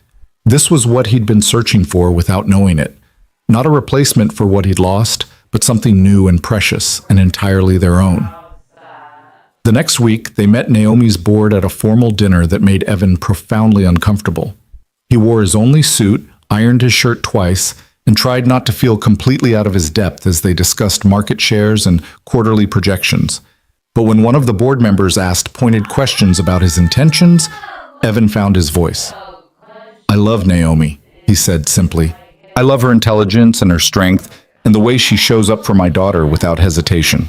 I'm not interested in her money or her company. I'm interested in building a life with her. And if that's not good enough for this board, then frankly, that's your problem, not mine. The silence that followed was deafening. Then Naomi laughed, bright and genuine, and squeezed his hand under the table. I told you he was different, she said to the board. I told you he was real. The board approved. Of course they did. Not because of Evan's defiant speech, but because Naomi was brilliant and essential, and they needed her more than they needed to control her personal life. But the approval meant something anyway, meant they could move forward without corporate politics complicating their relationship.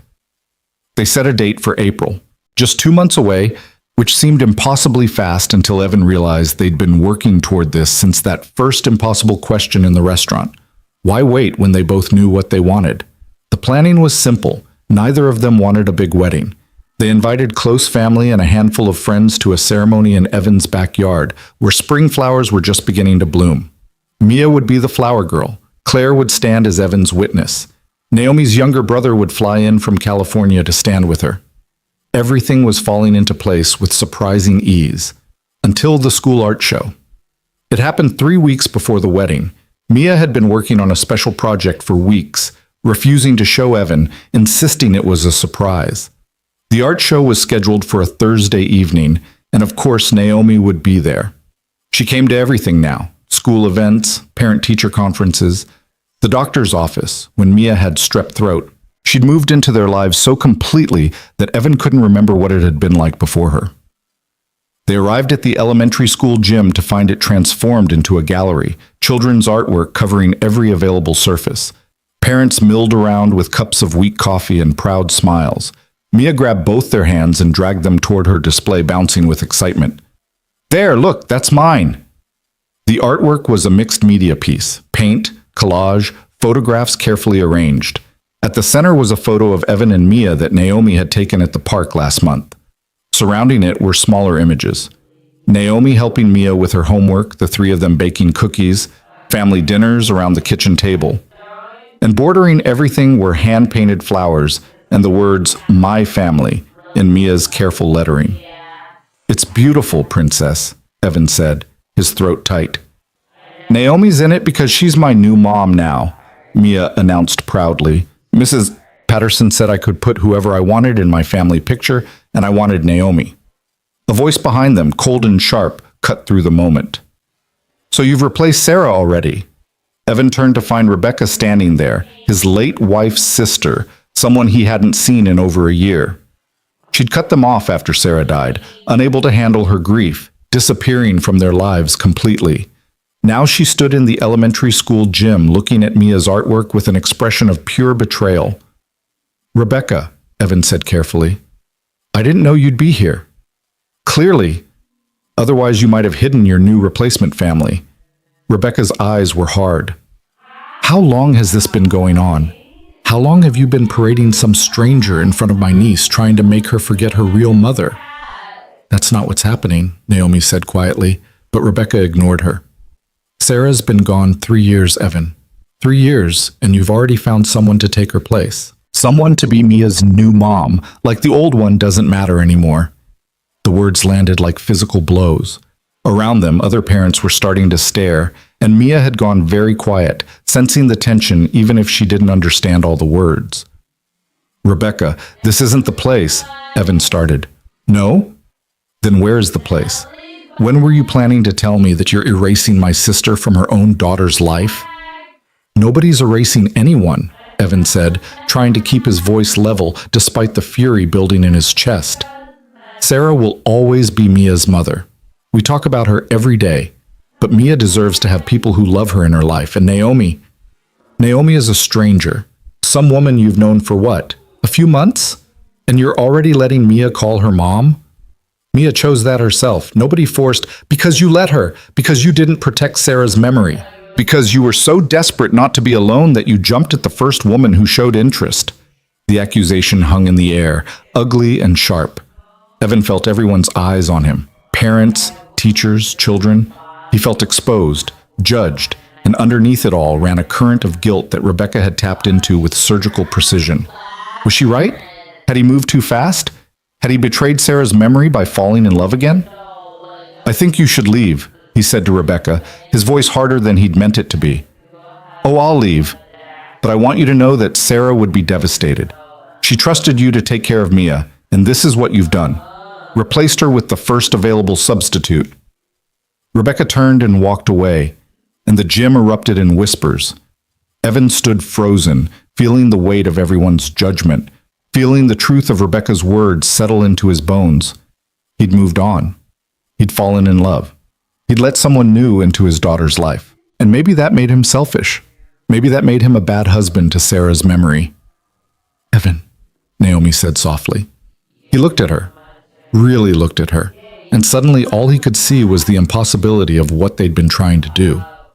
This woman wasn't Sarah. She would never be Sarah. And trying to build a family with her felt like betrayal, like giving up, like admitting that his first family hadn't been enough. "I need some air," he said. "Evan, wait." But he was already walking away, already pushing through the crowd toward the door. Behind him, he could hear Mia starting to cry, could hear Naomi trying to comfort her, but he couldn't stop. The walls were closing in, and he needed space, needed to think, needed to figure out what he'd done.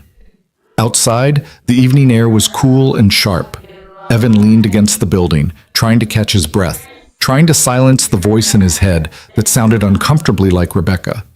He'd been so sure this was right, so certain that loving Naomi wasn't betraying Sarah. But now doubt crept in, insidious and cold. His phone buzzed. A text from Naomi. "Where are you? Mia needs you." He couldn't go back in there, couldn't face everyone's stares and whispered judgments, couldn't pretend everything was fine when his dead wife's sister had just accused him of betrayal in front of half the school. Another text. "Evan, please, talk to me." He typed back, "I need time. Take Mia home. I'll be there later." The response came immediately. "Don't do this. Don't shut me out."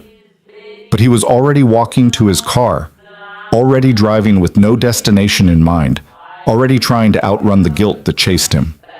He drove for hours, circling Chicago's streets, until he finally ended up at the cemetery where Sarah was buried. He hadn't been here in over a year, hadn't been able to face the stone with her name engraved in permanent letters, the physical proof that she was gone and never coming back. But now he stood in front of it in the dark, staring at dates that marked a life too short. "I don't know what I'm doing," he said to the stone, to the memory, to the ghost that haunted his guilt. "I thought I was doing the right thing. I thought I was building something good for Mia. But maybe I'm just being selfish. Maybe I'm trying to replace you because I'm too weak to handle being alone." The stone offered no answers. The dead didn't speak, no matter how desperately the living wanted them to. Evan's phone rang. Naomi. He declined the call, then turned his phone off completely. He didn't know what to say to her, didn't know how to explain that Rebecca's words had struck something deep and true, a fear he'd been carrying since that first night in the restaurant. He drove home after midnight to find the house dark except for a single lamp in the living room. Mia was asleep. She had to be, but Naomi sat on his couch, still wearing her clothes from the art show, her face pale and drawn. "You came back," she said. "It's my house." The coldness in his own voice surprised him. Naomi flinched like he'd struck her. "Evan, we need to talk about what happened tonight." "There's nothing to talk about. Rebecca was right. I've been trying to replace Sarah, and it's not fair to anyone. Not to Sarah's memory, not to Mia, and not to you." "That's not true. You're building something new, not replacing—" "You don't understand." The words came out louder than he'd intended. "You didn't know Sarah. You don't know what I lost. And you certainly don't get to tell me how to grieve or when I'm allowed to move on." Naomi stood, her composure cracking. "I know I'm not Sarah. I've never tried to be Sarah. But I love you, and I love Mia, and I've given everything I have to this relationship. Maybe that's the problem. Maybe you're trying too hard. Maybe this whole thing was a mistake from the beginning." The words hung between them, brutal and irrevocable. Naomi's face went very still. "Do you mean that?" Her voice was barely a whisper. Evan wanted to take it back, wanted to pull her close and apologize and admit that he was just scared and hurting and lashing out. But the guilt was too loud, drowning out everything else. "I don't know what I mean. I just know that tonight, standing in that gym with everyone staring at us, I felt like I was betraying Sarah. And I can't do that. I can't build a life on top of her grave."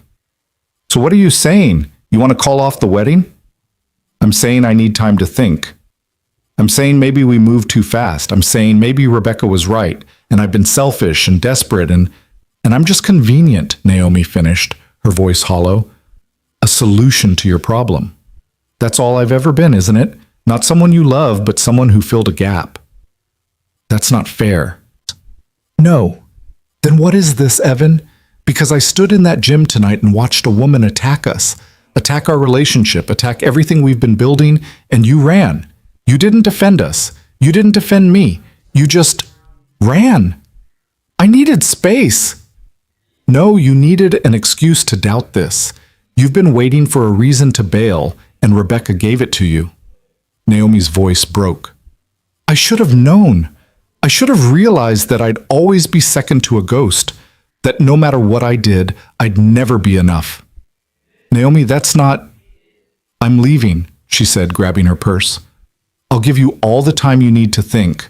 But Evan, while you're thinking, remember this, Sarah is gone. I know that's painful, and I know you loved her, but she's gone, and you're still here, and Mia is still here, and you deserve to be happy. We all do. If you can't see that, if you're going to let Rebecca's grief dictate your life, then maybe this is a mistake. She walked to the door, then turned back. And one more thing. Mia cried for an hour tonight. She kept asking why you left, why you didn't stay to see her artwork, why you ran away when Aunt Rebecca was mean. I did my best to comfort her, but she needs her father. So whatever you're going through, whatever you're feeling, don't take it out on her. She doesn't deserve that. The door closed behind Naomi with a soft click that sounded like an ending. Evan stood in his living room, surrounded by evidence of the life they'd been building. Naomi's coffee mug on the side table, the cookbook they'd been using to try new recipes, the photo of the three of them that Mia insisted on displaying prominently. And all he felt was the crushing weight of his own cowardice. He'd done exactly what Naomi said. He'd run. He'd let fear and guilt override everything else, and he'd hurt everyone in the process. Mia, crying for an hour. Naomi, defending them alone while he hid. And Sarah, whose memory he'd used as a weapon against his own happiness. Evan sank onto the couch, buried his face in his hands, and finally let himself cry. For Sarah, gone too soon. For Mia, caught in his confusion. For Naomi, who'd given him everything and gotten doubt in return. And for himself, too scared to accept that loving again wasn't betrayal. He sat there until dawn broke through the windows, and he still had no answers. Just the terrible certainty that he'd broken something precious, and he didn't know if it could be fixed. Morning came with the sound of Mia's feet padding down the hallway. Evan hadn't moved from the couch, hadn't slept, had barely breathed through the long hours of darkness. His daughter appeared in the doorway, clutching her elephant, her face puffy from crying. Daddy? Her voice was small, uncertain in a way that broke him. Why did you leave last night? Evan opened his arms, and Mia climbed into his lap, fitting herself against his chest the way she had since she was a baby. I'm sorry, Princess. I'm so sorry. Aunt Rebecca was mean. She said bad things about Naomi, but you didn't say anything back. You just left. The accusation was gentle, but it landed with devastating accuracy. Out of the mouths of babes came the truth he'd been avoiding all night. I know, I made a mistake. I got scared and confused, and I handled it badly. Is Naomi still going to be my new mom? Mia pulled back to look at him, her eyes red-rimmed. Or did you make her go away like you did with Aunt Rebecca? I didn't make Naomi go away, baby. She left because I hurt her feelings, because I said things I shouldn't have said. Then you have to apologize. That's what you always tell me to do when I hurt someone's feelings. The simplicity of childhood logic. Evan wished everything could be solved with a simple apology, but he'd seen Naomi's face last night, heard the finality in her voice. He'd crossed a line, revealed doubts that couldn't be unsaid. It's more complicated than that, Mia. Why? Don't you love her anymore? The question pierced through all his confusion. I do love her, very much. Then why did you let Aunt Rebecca make you scared? Naomi's nice. She makes us happy. Mommy would want us to be happy. Evan froze. What did you say? Mommy would want us to be happy. I know she would. She loved us a lot, so she'd want us to smile and have good things. That's what love means. Tears burned Evan's eyes. His 5-year-old daughter had just articulated what he'd been too afraid to accept, that Sarah's love for them wouldn't have wanted them trapped in grief forever. That loving Naomi didn't diminish what he'd had with Sarah. That moving forward wasn't betrayal. You're right, Princess. You're absolutely right. So can you fix it? Can you make Naomi come back? I can try. I don't know if she'll listen, but I can try. Mia hugged him fiercely. You have to try really hard, Daddy, because I miss her already, and you need her. You're sad without her. The rest of the day passed in a fog of self-recrimination. Evan called Claire, explained what had happened, listened to his sister tell him exactly how badly he'd screwed up. He tried calling Naomi 3 times, but each call went to voicemail. He texted apologies that felt inadequate even as he sent them. No response. By evening, desperation set in. He couldn't leave things like this, couldn't let fear and cowardice define the end of something so precious. He needed to see Naomi face to face, needed to grovel properly, needed to try to fix what he'd broken. Claire came to watch Mia, taking one look at Evan's face and pulling him into a hug. "Go get her," she said, "and this time don't run." Evan drove to Naomi's penthouse in the heart of downtown, a building with doormen and marble floors that made him feel profoundly out of place. The doorman recognized him from previous visits and waved him through without question, but the elevator ride to the top floor felt like ascending to judgment. He knocked on her door, and when there was no answer, knocked again harder. Finally, the door opened, and Naomi stood there in pajamas and a robe, her hair loose and uncombed, her eyes swollen from crying. "What are you doing here?" Her voice was flat, emotionless. "I need to talk to you, please, just 5 minutes. I think you said everything last night." "I said a lot of things last night. Most of them were wrong." Evan took a breath. "Please, Naomi, let me explain." She hesitated, then stepped back to let him in. The penthouse was exactly as he remembered, expensive, pristine, and somehow lonely despite its luxury. Naomi led him to the living room but didn't sit, didn't offer him a seat, just stood with her arms crossed, waiting. "I'm sorry," Evan started. "I'm sorry for running, for shutting you out, for saying you were convenient or a replacement. None of that was true. I was scared and hurting, and I took it out on you, and that was unforgivable." "You're right. It was unforgivable." Naomi's composure was back, that CEO armor firmly in place. "Do you have any idea what it felt like to stand in that gym alone while everyone whispered? To try to comfort your daughter while you disappeared? To realize that when things got hard, you'd rather run than defend what we've built?" "I know, and I'm sorry. I'm so sorry." "Sorry doesn't fix this, Evan. Sorry doesn't erase the fact that you let Rebecca's grief dictate your choices. Sorry doesn't change the reality that you still see me as second to Sarah's ghost. That's not true, isn't it? Be honest with yourself. Rebecca said I was a replacement, and you didn't defend me. You didn't tell her she was wrong. You just ran away and proved her right." The words hit like physical blows because they carried truth. Evan had let Rebecca's accusations become his own doubts, had given her grief power over his happiness. "You're right," he said quietly. "I let fear control me. I let guilt make me question everything. But Naomi, I need you to understand something. I've spent 3 years believing I didn't deserve to be happy again. 3 years thinking that moving on meant betraying Sarah. And then you showed up and asked me an impossible question, and suddenly I had permission to want more. But that doesn't mean the guilt disappeared. It doesn't mean I don't still struggle with feeling like I'm doing something wrong. So what? I'm supposed to just accept that I'll always be competing with a dead woman? That every time something gets hard, you'll run back to your guilt? No, you're supposed to know that I'm working on it, that I'm trying to believe I deserve this, deserve you, deserve happiness. But it's not easy, Naomi. It's really not easy." She was quiet for a long moment, and when she spoke again, her voice had lost some of its hardness. "I know it's not easy. But Evan, I can't be in a relationship where I'm constantly wondering if you're going to change your mind, where one cruel word from someone sends you spiraling into doubt.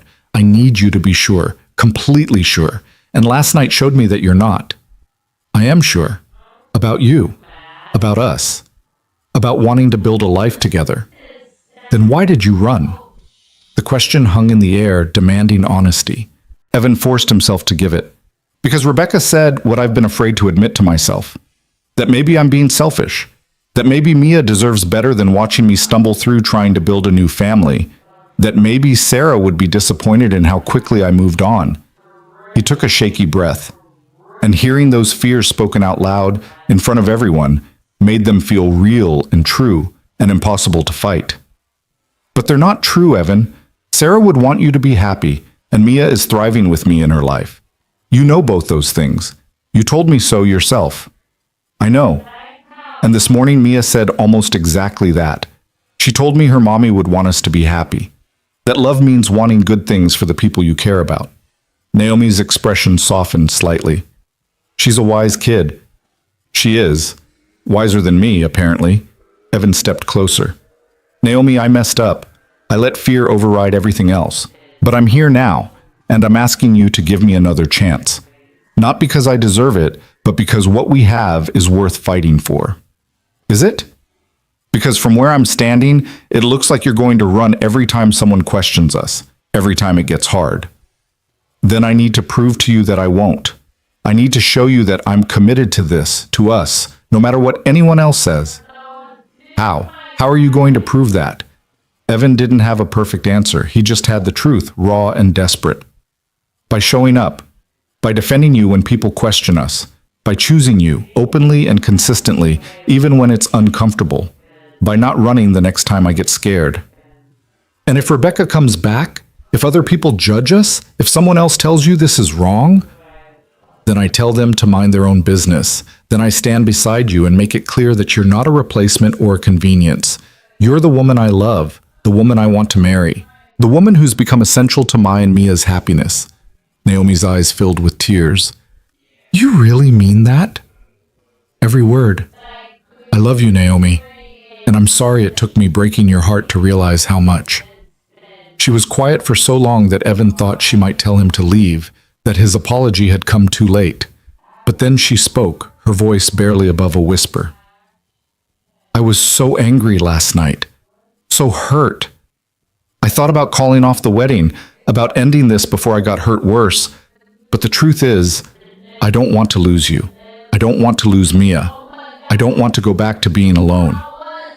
You don't have to. I'm right here. I'm not going anywhere. Promise me, Naomi said, stepping closer. Promise me that the next time you get scared, you'll talk to me instead of running. Promise me you'll fight for us. I promise. No more running. No more shutting you out. When I get scared, Chimir, I'll tell you, and we'll face it together. Naomi closed the remaining distance between them and kissed him. It was desperate and fierce. 3 days of fear and pain and longing compressed into a single moment. When they finally broke apart, both were crying. I missed you, Naomi whispered against his lips. It's only been a day, and I missed you so much.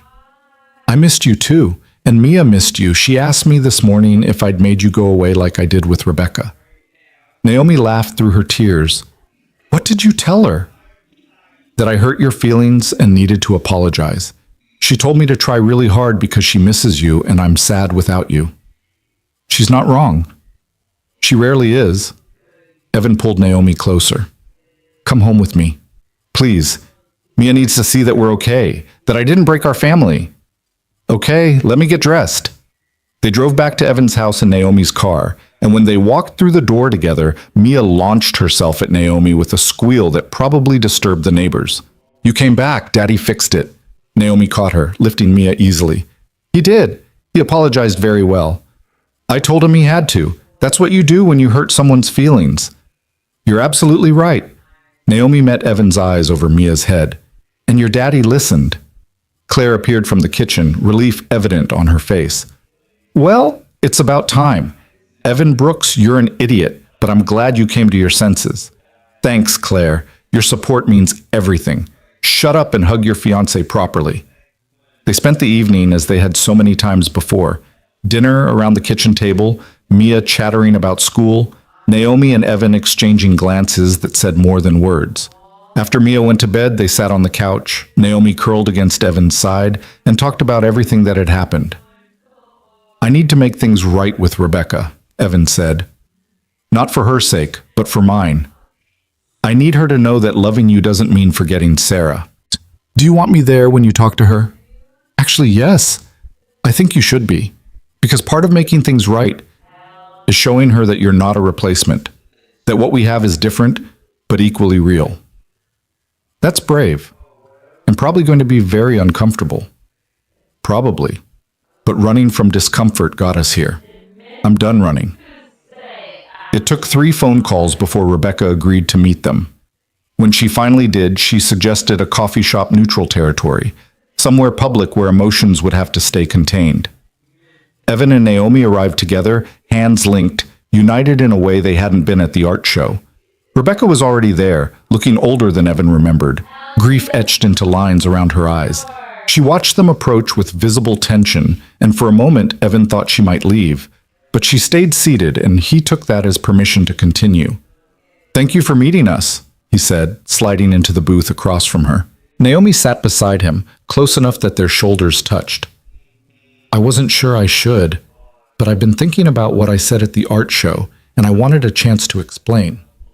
I appreciate that, but I also need to say something first." Evan took a breath. "What you said was cruel.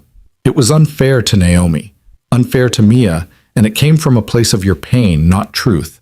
But you also hit on something I've been struggling with. So I need you to hear this, really hear it. I love Sarah. She was my wife, Mia's mother, and losing her broke me in ways I'm still healing from. But Rebecca, she's gone. And I'm still here, and Mia is still here, and we deserve to have a life that isn't defined entirely by grief." Rebecca's face crumpled slightly. "I know that. Intellectually, I know that. But seeing Mia call someone else mom, seeing you with her," she gestured at Naomi. "It felt like Sarah was being erased. I understand that fear. But Sarah isn't being erased. We talk about her every day. Mia knows stories about her mother, sees pictures, understands how much Sarah loved her. Naomi isn't trying to replace Sarah. She's creating something new." Naomi spoke for the first time, her voice gentle. "I never knew your sister, Rebecca. I never had the privilege of meeting her, but I know she loved Evan and Mia more than anything, because that love is still evident in how Evan parents, in the memories they share. I'm not trying to take her place or make anyone forget her. I'm just trying to love the family she left behind." Rebecca studied Naomi for a long moment. "You really love them?" "More than I thought possible. Mia is extraordinary, and Evan is the most devoted father I've ever seen. Being part of their lives is a privilege I don't take lightly." "And you're not with him for his money?" The question was sharp, but there was genuine curiosity underneath. Naomi almost smiled. "I have considerably more money than Evan. If anything, he should be worried I'm after his house." Despite everything, Rebecca laughed. It was brief and watery, but it was a laugh. Sarah would have liked that. She always said Evan was too trusting. "She was right about that," Evan said. "But Rebecca, I need you to understand something. Mia is happy, really happy. She's thriving at school, making friends, excited about the future. And a lot of that is because Naomi has brought stability and love into her life. You can disapprove of how fast we moved or question my choices, but please don't make Mia feel guilty for being happy." Rebecca was quiet for a long time, her hands wrapped around her coffee cup. When she finally spoke, her voice was thick with tears. "I've been so angry. At the drunk driver, at the universe, at Sarah for leaving. And I think I've been angry at you too, for moving on when I'm still stuck. It wasn't fair of me to take that out on you at the art show, or on Mia, or on you," she added, looking at Naomi. "I understand grief," Naomi said softly. "It makes us say and do things we don't mean. But Rebecca, we're going to get married. We're going to be a family. And I hope you can be part of that family, because Mia deserves to know her aunt. But if you can't accept me, if every interaction is going to be filled with resentment, then we need to establish boundaries. You're asking me to accept you. I'm asking you to give me a chance, to see that loving Evan and Mia doesn't make me your enemy, to understand that we can honor Sarah's memory while also building something new." Rebecca looked between them, her expression shifting through a dozen emotions. Finally, she nodded slowly. "I can try. I can't promise I won't struggle with it, but I can try, for Mia's sake." "That's all we're asking," Evan said. "A chance. And maybe, eventually, you'll see that this isn't about replacement. It's about survival, about choosing life over grief." They talked for another hour, painful and honest, working through layers of hurt and misunderstanding. It wasn't perfect. Rebecca still had reservations, still grieved her sister deeply, but by the end there was a tentative peace and agreement to try. As they left the coffee shop, Naomi squeezed Evan's hand. That was hard, but necessary. I needed to stop running from difficult conversations. You're getting better at it. I have good motivation. He pulled her close, kissing her temple. Thank you for being there, for standing beside me even after I gave you every reason to leave. I'm not going anywhere, Evan. I told you that night in the restaurant. When I commit completely. The next 3 weeks passed in a flurry of wedding preparations and emotional recalibration. Evan was hyper-aware of his tendency to retreat when things got hard, so he forced himself to lean in instead. When wedding stress made him want to hide, he talked to Naomi. When doubts crept in late at night, he woke her up and shared them, rather than letting them fester. And slowly, the connection they'd built grew stronger, reinforced by honesty and choice. Mia was their constant reminder of why they were doing this. She blossomed with Naomi's presence, her confidence growing, her artwork reflecting the security she felt. One evening, she presented them with a new drawing, 3 figures holding hands, but this time with a 4th figure in the corner. Evan recognized Sarah from the picture Mia kept on her nightstand. This is our family, Mia explained. You and me and Naomi, and this is Mommy, watching us from heaven. Mrs. Patterson says people who love us never really leave. They just watch from somewhere else. Evan felt his throat close. Naomi wrapped an arm around Mia, pulling her close. That's beautiful, sweetheart, and absolutely true. Your mommy will always be part of your family. I know, but I'm glad I have you too. Is that okay? To love Mommy and also love you? It's more than okay. It's perfect. Love isn't a limited resource, Mia. You can love as many people as your heart can hold. That night, after Mia was asleep, Evan pulled Naomi into his arms and held her tight. Thank you, he whispered, for understanding, for never making her choose. She shouldn't have to choose. Sarah will always be her mother. I'm just honored to be part of her life in whatever capacity she needs. The wedding dawned clear and bright, unseasonably warm for April. They'd kept everything simple, folding chairs in the backyard, flowers from the local market, a justice of the peace who'd agreed to keep the ceremony brief because Mia's attention span was limited. Claire helped Evan with his tie while Naomi got ready in the house, and his sister kept shooting him knowing looks. What? Evan finally asked. Nothing, just glad you didn't completely screw this up. Thanks for the vote of confidence. Hey, you earned the skepticism, but I'll admit, you proved me wrong. Naomi's good for you, good for both of you. Outside, guests were arriving, not many. Naomi's brother and a few colleagues, some of Evan's friends from his architecture days, neighbors who'd watched Mia grow up, and Rebecca, who'd called 2 days earlier to ask if she could come. Evan had said yes immediately, grateful for the olive branch. Mia appeared in the doorway wearing her flower girl dress, a confection of pale pink that she'd insisted on. Daddy, Naomi says it's time. Are you ready? Evan looked at his daughter, at his sister, at the life he'd almost sabotaged through fear and cowardice. Yeah, princess, I'm ready. They walked outside together, Mia clutching his hand, and Evan took his place under the simple arch they'd set up. Music played from someone's phone speaker, and then Naomi appeared at the back door. She'd chosen a simple dress, cream-colored and elegant, her hair loose around her shoulders. She wasn't being given away by her father, wasn't processing down an aisle with formal ceremony. She just walked toward Evan with steady purpose, her eyes locked on his, and he felt every doubt, every fear, every moment of hesitation fall away. This was right. This was where he was supposed to be. Naomi reached him, took his hands, and smiled. Hi, she whispered. Hi yourself. The justice of the peace began speaking, but Evan barely heard the words. He was too focused on Naomi's face, on the way the sunlight caught in her hair, on the future he could see reflected in her eyes. When it came time for vows, he spoke the traditional words but added his own. Naomi, I promise to show up, to not run when things get hard, to choose you every day, no matter who questions us, to build a life with you that honors the past while embracing the future, to be the partner you deserve and the father Mia needs. I promise to be brave enough to accept happiness, even when fear tells me I don't deserve it. Naomi's eyes glistened with tears. Evan, I promise to be patient with your grief while refusing to compete with ghosts, to love Mia as fiercely as I love you.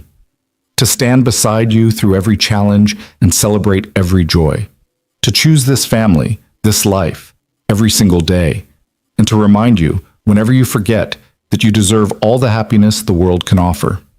The justice of the peace pronounced them married, and they kissed to applause and Mia's delighted squeal. As they broke apart, Mia launched herself at them both, and they caught her between them, the three of them tangled together, laughing. The reception was casual, food on folding tables, music from a playlist, dancing on the grass. Evan watched Naomi twirl Mia around the makeshift dance floor and felt something settle deep in his chest. This was his family. Not a replacement for what he'd lost, but something new and precious and entirely their own. Rebecca approached him as the sun began to set, casting everything in golden light. "Can I talk to you for a minute?" They walked to the edge of the yard, away from the celebration. Rebecca looked out at the party, at Naomi and Mia still dancing, and when she spoke, her voice was soft. "I was wrong. At the art show. About all of it. Rebecca, let me finish. I was wrong, and I'm sorry. Watching you and Naomi today, seeing how happy Mia is, I realized that Sarah would have loved this. Not the specifics, maybe, but the fact that you're choosing to live fully again. That Mia has someone who loves her unconditionally. Sarah's greatest fear was that you'd both be alone after she died. You've proven that won't happen." Evan felt tears prick his eyes. "Thank you. That means more than you know. I'd like to be part of Mia's life again, if you'll let me. Not to judge or criticize, but to be her aunt. To tell her stories about Sarah. To be a bridge between who her mother was and who she's becoming. I'd like that. We'd both like that." Rebecca hugged him, brief but fierce, then returned to the party. Evan stood alone for a moment, watching his new wife dance with his daughter, watching his sister laugh with Naomi's brother, watching the family he'd built from impossible circumstances. The sun painted everything gold, and for the first time in 3 years, Evan felt completely, unreservedly at peace. Naomi caught his eye across the yard and smiled, that same smile she'd given him in the restaurant on Christmas night when she'd asked her impossible question. She beckoned him over, and Evan crossed the grass to join his family, leaving the fear and guilt behind like shadows that couldn't exist in this light. Later that night, after the guests had left and Mia had fallen asleep in her bed, exhausted from excitement, Evan and Naomi stood in the kitchen cleaning up. The simple domesticity of it, washing dishes side by side, putting away leftover food, felt profound in its ordinariness. This was marriage, not grand gestures or dramatic moments, but the quiet choice to show up every day. "Happy?" Naomi asked, bumping his shoulder with hers. "Terrified," Evan admitted, "but happy. Incredibly happy." "Good terrified or bad terrified?" "Good terrified. The kind that means something matters, that I have something to lose." He set down the dish he'd been washing and turned to face her. "Thank you for not giving up on me, for seeing past my fear to what we could be. Thank you for being brave enough to answer an impossible question from a stranger in a restaurant." They smiled at each other, and Evan realized this was just the beginning. There would be hard days ahead, moments when grief resurfaced or doubt crept in. But they would face those moments together, choosing each other deliberately, building something new from broken pieces. From down the hall came a soft sound, Mia calling out in her sleep. Both Evan and Naomi moved toward her room automatically, a synchronized response that spoke to how thoroughly Naomi had integrated into their lives. They stood in the doorway watching Mia settle back into dreams, her stuffed elephant clutched tight. "Our daughter," Naomi whispered, and the simple possessive made Evan's heart clench. "Our daughter," he agreed. They returned to their cleaning, to their ordinary evening, to their extraordinary new life. And if Evan occasionally glanced at the photo of Sarah he kept on the mantel, it was with gratitude rather than guilt. Gratitude for the love they'd shared, for the daughter they'd created, for the foundation that made it possible for him to be brave enough to love again. The dishes finished, they turned off the lights and headed upstairs to their bedroom. Naomi's things now mixed with Evan's, her presence woven into every corner of the house. As they settled into bed, Naomi curled against his side, fitting perfectly into the space that had been empty for so long. Evan? Her voice was drowsy. Yeah? I'm glad you said yes in the restaurant. I'm glad you took the chance. Me too. Best decision I ever made. Even better than architectural school. Especially better than architectural school. She laughed softly, and they drifted towards sleep together. Tomorrow would bring its own challenges, its own joys, its own opportunities to choose each other. But for tonight, they had this: peace, partnership, and the profound relief of no longer being alone. In the room down the hall, Mia slept soundly, dreaming of families and happiness, her Christmas wish finally, beautifully fulfilled. 3 months into their marriage, Evan woke to find Naomi's side of the bed empty. The clock read 2:47 a.m., and a sliver of light showed beneath the bathroom door. He waited, listening for sounds of illness, but heard nothing. After 5 minutes, concern outweighed politeness, and he knocked softly. Naomi, you okay? The door opened to reveal his wife sitting on the edge of the bathtub, still in her pajamas, her face streaked with tears. Evan's heart lurched. What's wrong? Are you sick? Did something happen? I'm fine. I'm sorry, I didn't mean to wake you. You didn't wake me. I rolled over and you were gone. He crouched in front of her, taking her hands. Talk to me. What's going on? Naomi looked at their joined hands, and when she spoke, her voice was barely audible. I had a dream about my mother. She died when I was 12, and I dream about her sometimes. Usually they're good dreams, memories. But tonight she was disappointed in me. Disappointed? Why? Because I can't give you biological children. Because I'm not a real mother to Mia. Because I took the easy way out by marrying into a ready-made family instead of building one from scratch. The words tumbled out, each one carrying years of internalized shame. And I know it was just a dream, that it wasn't really her. But Evan, what if she's right? What if I'm cheating somehow? What if Mia grows up and realizes I'm not her real mom and... Stop. Evan cupped her face, forcing her to meet his eyes. Stop right there. You are Mia's real mom. Biology doesn't determine that. Love does. Showing up does. Being there for school pickups and bedtime stories and middle-of-the-night bad dreams, that's what makes you her mother. But I didn't carry her. I didn't give birth to her. I didn't nurse her or change her first diaper or... Neither did I, and I'm still her father. Naomi, parenthood isn't about who contributed DNA. It's about who shows up every single day and chooses to love unconditionally. He wiped her tears with his thumbs. And you've been showing up. You've been choosing her.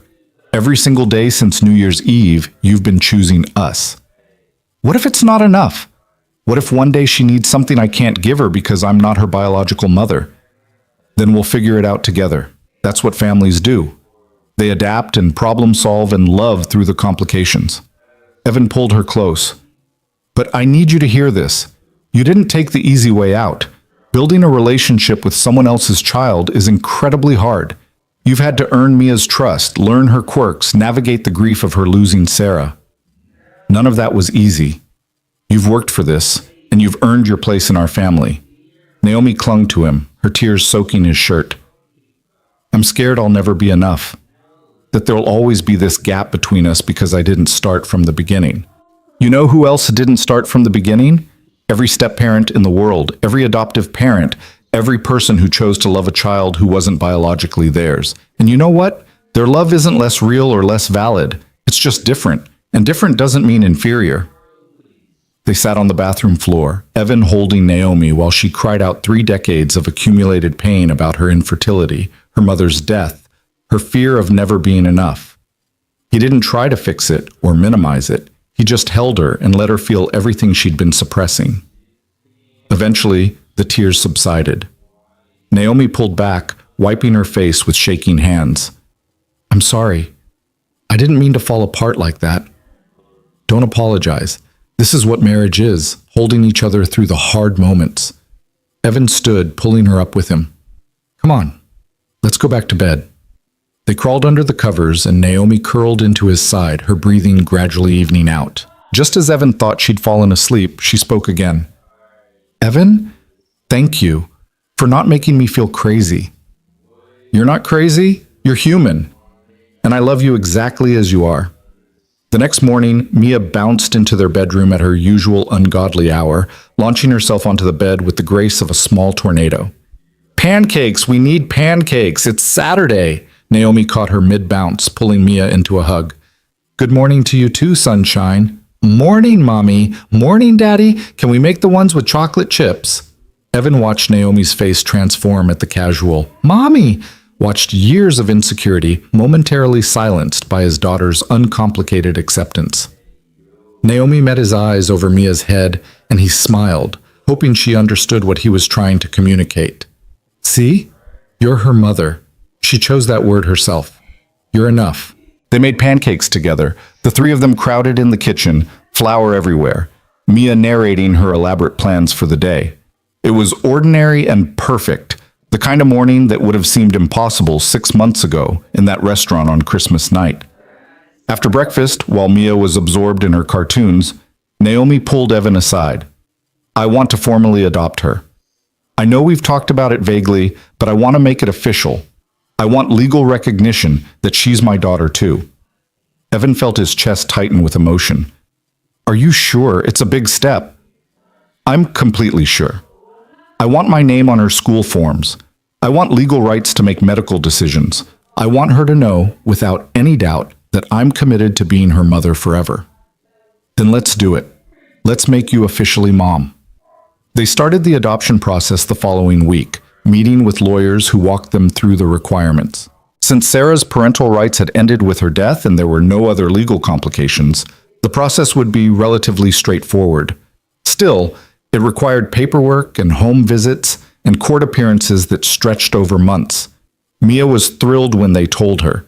She immediately drew pictures of their family with elaborate labels: Daddy, Mommy Naomi, and me. The distinction of Mommy Naomi gutted Evan in the best way, his daughter creating space for both mothers without erasing either one. The social worker who came for the home visit was a kind woman named Patricia, who'd clearly seen every family configuration imaginable. She interviewed them separately and together, asking detailed questions about their relationship, their parenting philosophy, their plans for the future.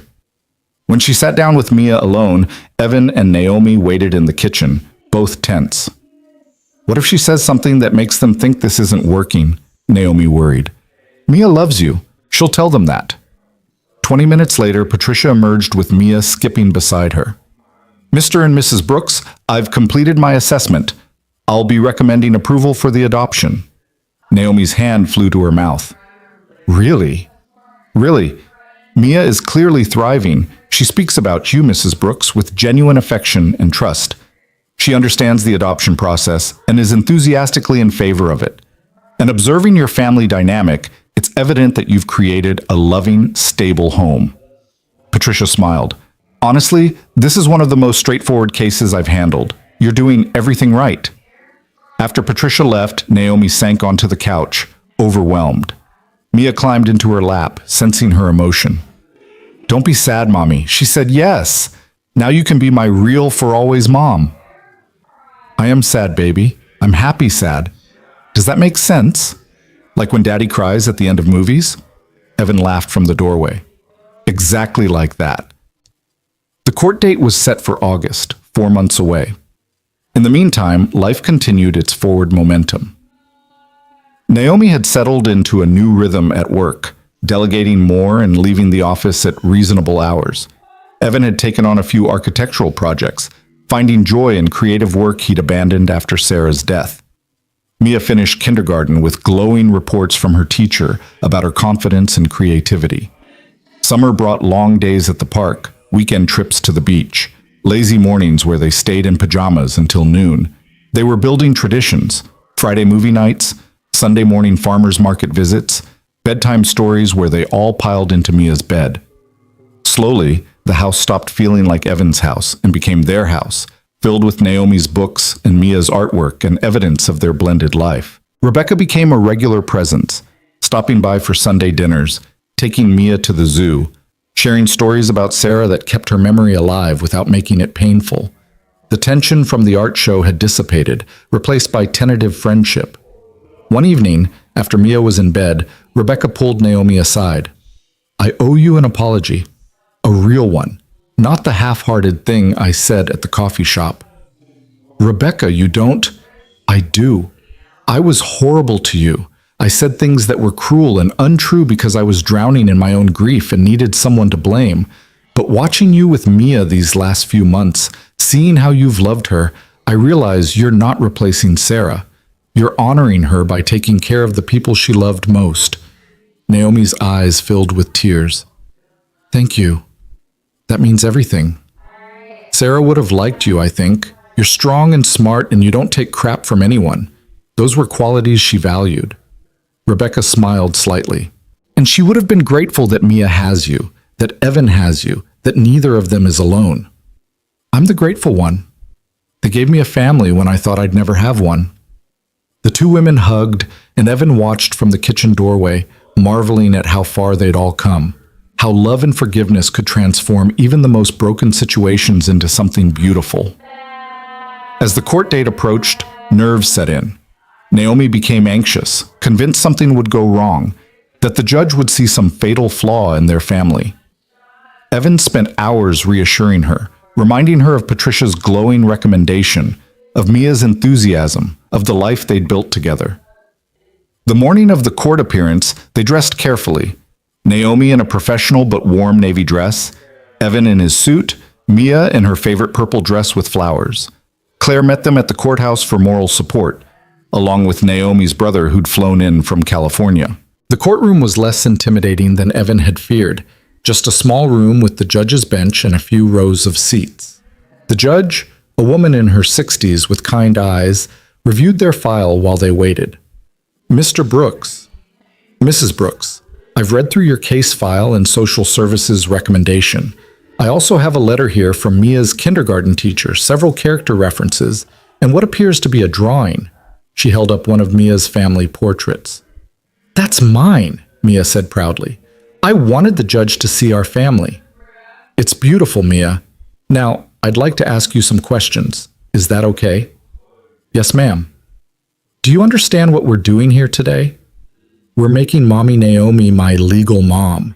So she's my mom in all the ways, not just the love ways. The judge smiled. That's a very good explanation. And is that what you want? Yes, I love Mommy Naomi. She helps me with my homework and reads me stories and makes me laugh. She's the best mom ever. Well, the best mom I have now. My first mom was the best too, but she's in heaven. But Mommy Naomi is here, and I want her to be my real mom forever.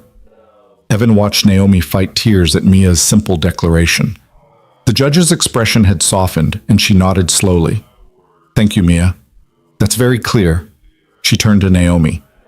Mrs. Brooks, do you understand the responsibilities you're taking on?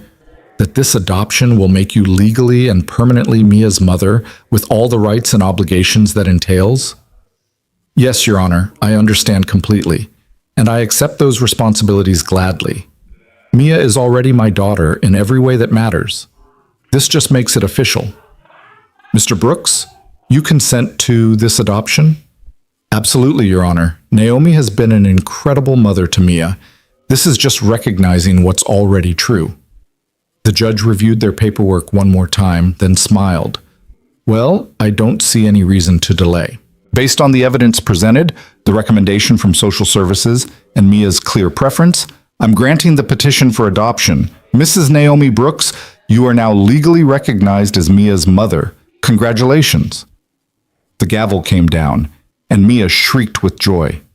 Naomi burst into tears, pulling Mia into her arms, and Evan wrapped his arms around both of them. Claire was crying, Naomi's brother was applauding, and even the court clerk was smiling. We did it, Naomi whispered. She's really mine. She was always yours, Evan said. Now it's just official. They celebrated with lunch at Mia's favorite restaurant, where their daughter insisted on telling every server that she'd just been adopted and now had the best mommy ever. Naomi glowed with happiness. Her earlier anxieties vanished, replaced by pure joy. That evening, after Mia was asleep, Evan found Naomi in their bedroom staring at the official adoption certificate. She looked up as he entered, her face still showing traces of happy tears. I keep looking at it to make sure it's real, that my name is actually on this document, that I'm legally her mother. It's real. You're her mother. You've been her mother since New Year's Eve when she fell asleep between us and you promised to try your hardest not to leave. That feels like a lifetime ago. In some ways it was. We're completely different people now. Naomi set down the certificate and moved into his arms. Do you have any regrets about how we started? About saying yes to that crazy woman in the restaurant? Evan pulled back to look at her properly. Not even for a second. You're the best thing that's happened to me since Mia was born. You saved us, Naomi. Both of us. You saved me too. I was so lonely, Evan. So tired of being valued only for my money. And then I saw you sitting there, rejected for having something that should have made you more lovable. And I thought maybe we could save each other. And we did. We built something impossible. They stood in their bedroom, holding each other, marveling at the journey that had brought them here. From strangers in a restaurant to spouses to parents, all in less than a year. It should have been too fast, too risky, too improbable. But somehow, it had worked. The following week settled into a new normal, the adoption certificate framed on the wall alongside Mia's artwork and family photos.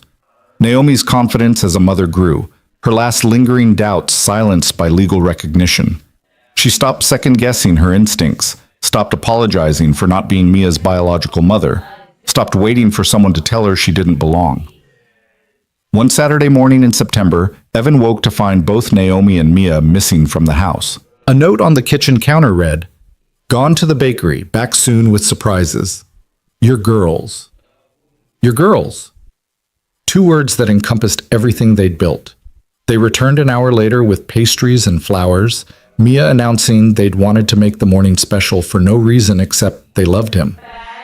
They ate breakfast on the back porch, Mia chattering about starting first grade, Naomi interjecting with plans for a family vacation, and Evan sitting back to absorb the simple perfection of it all. "Daddy, what are you thinking about?" Mia asked, catching him in his reverie. "Just how lucky I am. How lucky we all are." Because we found each other? Exactly because we found each other. Naomi reached across the table, lacing her fingers with his. Best decision I ever made, asking you that impossible question. Best decision I ever made was saying yes. Was it scary when she asked you? Mia's eyes were wide with curiosity. Terrifying, Evan admitted. I thought she was crazy. I thought I was crazy for even considering it.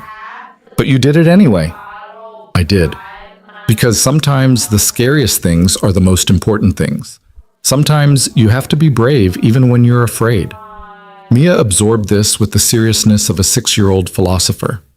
Like when I was scared to go to kindergarten but did it anyway and made lots of friends? Exactly like that. Then I'm glad you were brave, Daddy, because now we have Mommy and everything is better. Out of the mouths of babes. Evan met Naomi's eyes and saw his own wonder reflected there.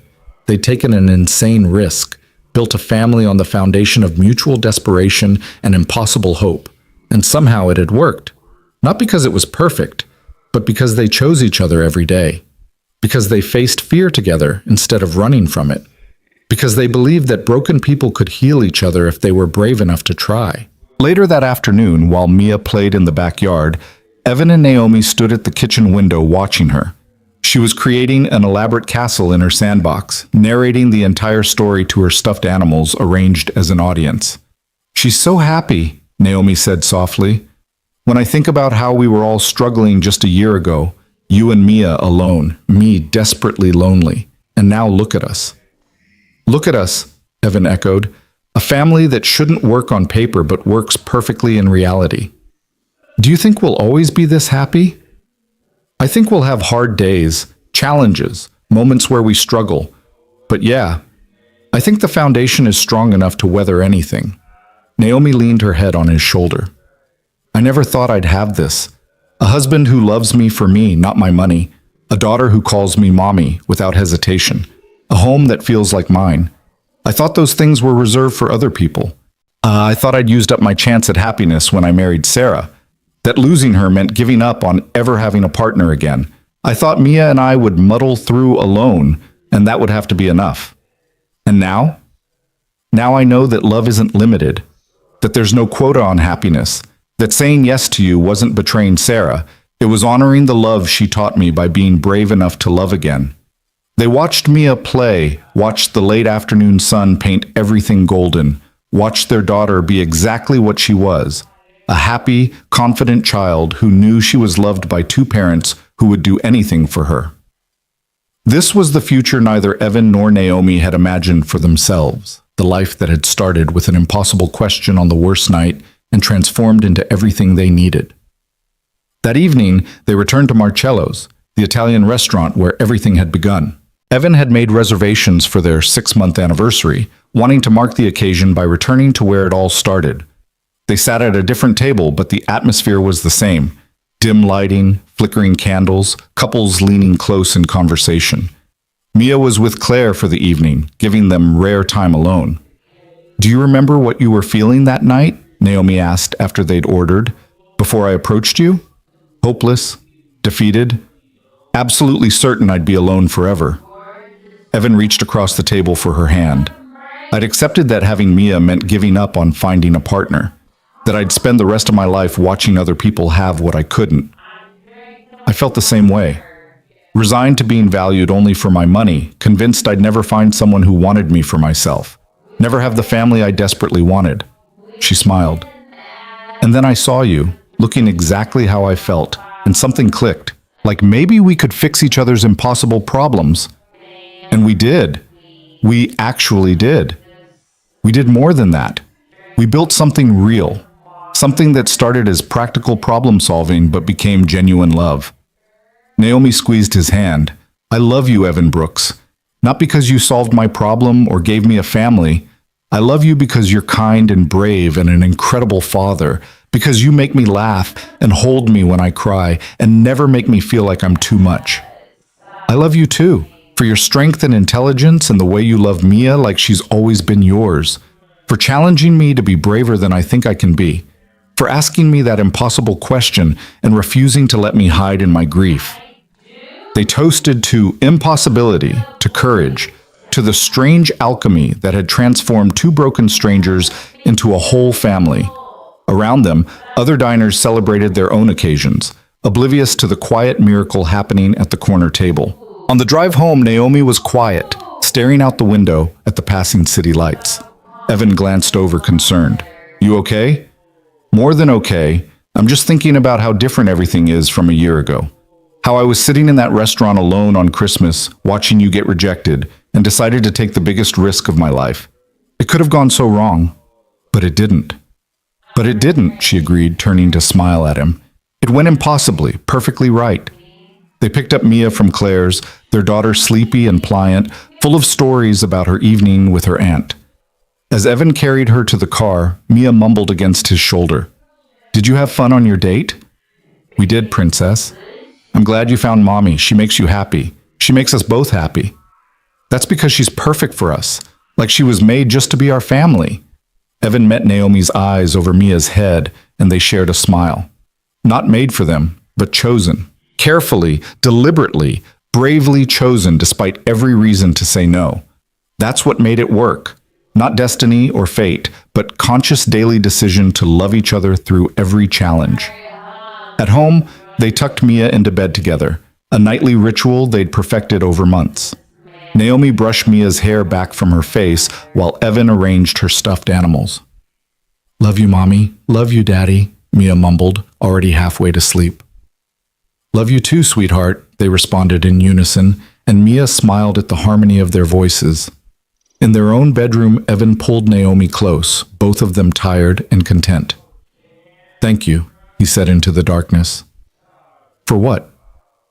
"For being crazy enough to ask, for being brave enough to try, for loving us even when it was hard. Thank you for saying yes, for giving me a chance when every instinct probably told you to run, for building this life with me." They fell asleep tangled together, and Evan's last conscious thought was gratitude. Gratitude for rejection that had led to connection. For Christmas night and impossible questions. For a woman brave enough to risk everything on a stranger. For a daughter wise enough to make room in her heart for two mothers. For the courage to choose happiness over fear. Months turned into years. Mia grew from 6 to 7 to 8, thriving in school, her artwork becoming more sophisticated, her understanding of their unique family deepening. She never forgot Sarah. They made sure of that, keeping her memory alive through stories and photos and visits to the cemetery on important occasions. But she also embraced Naomi fully, without reservation, without the confusion that might have existed if they'd tried to hide their unconventional beginning. On Mia's 8th birthday, she asked for a family meeting, something she'd seen on a TV show and decided was very grown up. They gathered in the living room with mock seriousness, Mia standing in front of them with a notebook. "I've been thinking," she announced, "about our family story, and I want to make sure I have it right so I can tell my kids someday." Evan and Naomi exchanged amused glances. "Okay, tell us what you think you know." "Daddy and Mommy Sarah loved each other very much and had me. Then Mommy Sarah died in an accident, which was very sad. Daddy tried to find someone new, but kept meeting people who didn't want me. Then on Christmas, he met Mommy Naomi at a restaurant, and she asked him a very important question, and he said yes. Then they fell in love and got married and adopted me, so now I have 2 mommies, even though one is in heaven." "That's exactly right, Princess," Evan said, his throat tight. "But why did Mommy Naomi ask you the question? Why you specifically?" Naomi and Evan looked at each other, silently negotiating how much to share. Finally, Naomi spoke. "Because I saw your daddy getting rejected for having you, and I thought that was the silliest thing I'd ever heard. You're wonderful. Having you should make someone more lovable, not less. And I thought maybe your daddy and I could help each other. He had you and wanted a partner. I wanted a family and couldn't have biological children. We solved each other's impossible problems." "So it was practical at first?" "At first," Evan confirmed. "But it became love very quickly. Your mom, Mommy Naomi, is very easy to love." "Both your mommies are easy to love," Naomi added gently. "Mommy Sarah will always be your first mother, the one who gave birth to you and loved you from the very beginning. I'm your second mother, the one who chose you and your daddy and loved you from the moment I met you. Different kinds of love, but both completely real." Mia absorbed this, then wrote something in her notebook. "Okay, that's what I'll tell my kids, that our family started because someone was brave enough to ask an impossible question, and someone else was brave enough to say yes, and then love did the rest." "That's perfect, sweetheart," Naomi said, pulling Mia into a hug. "That's exactly what happened." That night, after Mia was asleep, Evan and Naomi sat on the back porch watching fireflies dance in the yard. 3 years had passed since that Christmas night, and sometimes Evan had to remind himself that their family had such an improbable origin. It felt so natural now, so right, that he forgot it had started with desperation and impossible questions. "Do you ever think about what would have happened if you hadn't asked me that night?" Evan wondered aloud. "All the time. I think about the courage it took, how close I came to just paying my bill and leaving, how I almost let fear stop me from taking the biggest risk of my life. I think about how close I came to saying no, to walking away from you because it seemed too crazy, too fast, too impossible. But we didn't. We were both brave enough to try. We were desperate enough to try," Evan corrected gently. "There's a difference." "Is there?" "I think desperation and bravery often look the same. We were desperate, yes, but it took bravery to act on that desperation instead of just accepting our loneliness." Evan considered this, then nodded. "You're right. We were brave. Recklessly, impossibly brave. And it worked. Against all odds, it actually worked." They sat in comfortable silence, and Evan thought about all the ways their lives had changed. Naomi had restructured her company, promoting trusted executives, and reducing her own hours so she could be present for their family. Evan had returned to architecture full-time, finding renewed passion in his work now that he had a partner to share the burden of parenting. Mia had blossomed into a confident, creative child who navigated her unique family situation with remarkable grace. They'd created something impossible, a family built not on biology or traditional courtship, but on mutual need and conscious choice. And that choice, renewed every day through small acts of love and commitment, had proven stronger than any foundation they could have built through conventional means. "Evan?" Naomi's voice pulled him from his thoughts. "Yeah?" "If If you could go back to that night in the restaurant, knowing everything you know now, would you do it again? Would you say yes to the crazy stranger asking impossible questions? Evan didn't hesitate. In a heartbeat, every time, 1,000 times over. Even knowing how hard it would be, the doubt, the fear, the judgment from people like Rebecca? Especially knowing that, because I'd also know how it ends. With us here, with Mia asleep upstairs, with a family that shouldn't work but does. With happiness I never thought I'd have again. Naomi leaned her head on his shoulder. Me too. I'd ask the question again. I'd risk the rejection and the uncertainty because the reward is everything I ever wanted. They stayed there until the fireflies faded and the night grew cool. Two people who'd been broken finding wholeness in each other. Two strangers who'd become family through courage and choice. Two impossible halves that had somehow, miraculously, become perfectly whole. Years later, when Mia was 12 and starting to understand the full complexity of adult relationships, she asked to visit the restaurant where it all began. It had been years since they'd been back, but Marcello's was still there, still serving overpriced pasta in romantic lighting. They sat at a table near where Evan had been rejected and Naomi had asked her impossible question, and their daughter looked around with the gravity of someone visiting a historical site. "This is where our family started," she said. "Right here." "Right here," Evan confirmed. "It doesn't look very special." It wasn't. It was just a regular restaurant. But sometimes regular places become special because of what happens in them.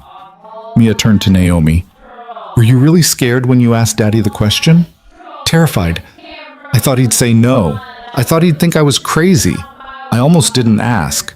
"But you did." "But I did. Because sometimes you have to be brave even when you're scared. Sometimes the most important things require the most courage. Like when I tried out for the school play even though I was nervous. Exactly like that. You did something scary because it mattered to you. That's courage." Mia was quiet for a moment, then smiled. "I'm glad you were brave, Mommy. I'm glad you both were brave." "So are we, Princess," Evan said, reaching across the table to hold both his wife's and daughter's hands. "So are we." As they left the restaurant that night, Evan glanced back one more time at the table where everything had changed, where desperation had met courage and created possibility, where two broken strangers had asked and answered the question that would define their lives. "Can you be my husband?" Yes. Two words that had seemed impossible then, but had proven to be the most important two words Evan had ever spoken. Not "I do" at the altar, though those mattered. Not "I love you," though he'd said those thousands of times since. But that first yes to a stranger's impossible question, that was what had started everything. Outside, the snow was falling again, just like it had that first night. Mia caught snowflakes on her tongue while Naomi laughed, and Evan stood back to absorb the scene. His family, built from impossible circumstances, sustained by daily choice, made perfect through courage and love. They drove home through snow-quiet streets, and as Evan pulled into their driveway, their house, their life, he felt the same profound gratitude he'd felt on their wedding day, on the adoption day, on countless ordinary days since. Gratitude for rejection that had led to connection, for loneliness that had created courage, for impossible questions that had somehow, miraculously, had possible answers. Inside, Mia went straight to her room to work on homework, already a responsible preteen. Naomi and Evan moved to the kitchen to start dinner, their movements synchronized after years of partnership. They'd hosted thousands of dinners in this kitchen, had thousands of conversations, solved thousands of small problems together. "Happy?" Naomi asked, the same question she'd asked on their wedding night. "Impossibly happy," Evan answered, the same answer he'd given then and every time since. Because that's what they'd built. Impossible happiness. The kind that shouldn't work on paper but worked perfectly in practice. The kind that started with desperate questions and brave answers and grew into something neither of them could have imagined alone. That night, after Mia was asleep and they were curled together in bed, Evan found himself thinking about all the people in the world carrying their own impossible problems. All the people sitting in restaurants feeling rejected and hopeless. All the people convinced they'd never find what they were searching for. He hoped they'd find their courage. their impossible questions, their brave answers. Because he'd learned that sometimes the most improbable beginnings led to the most beautiful endings. That two broken halves really could make something whole. That asking, "Can you be my husband?" to a stranger on Christmas night could transform three lives in ways none of them could have predicted. And as he drifted towards sleep with Naomi's steady breathing beside him and Mia safe down the hall, Evan felt nothing but gratitude for the impossible question that had saved them all, for the courage to say yes, for the family they'd built from broken pieces and brave choices. It hadn't been easy. It hadn't been conventional. But it had been real and beautiful and more than enough. It had been everything.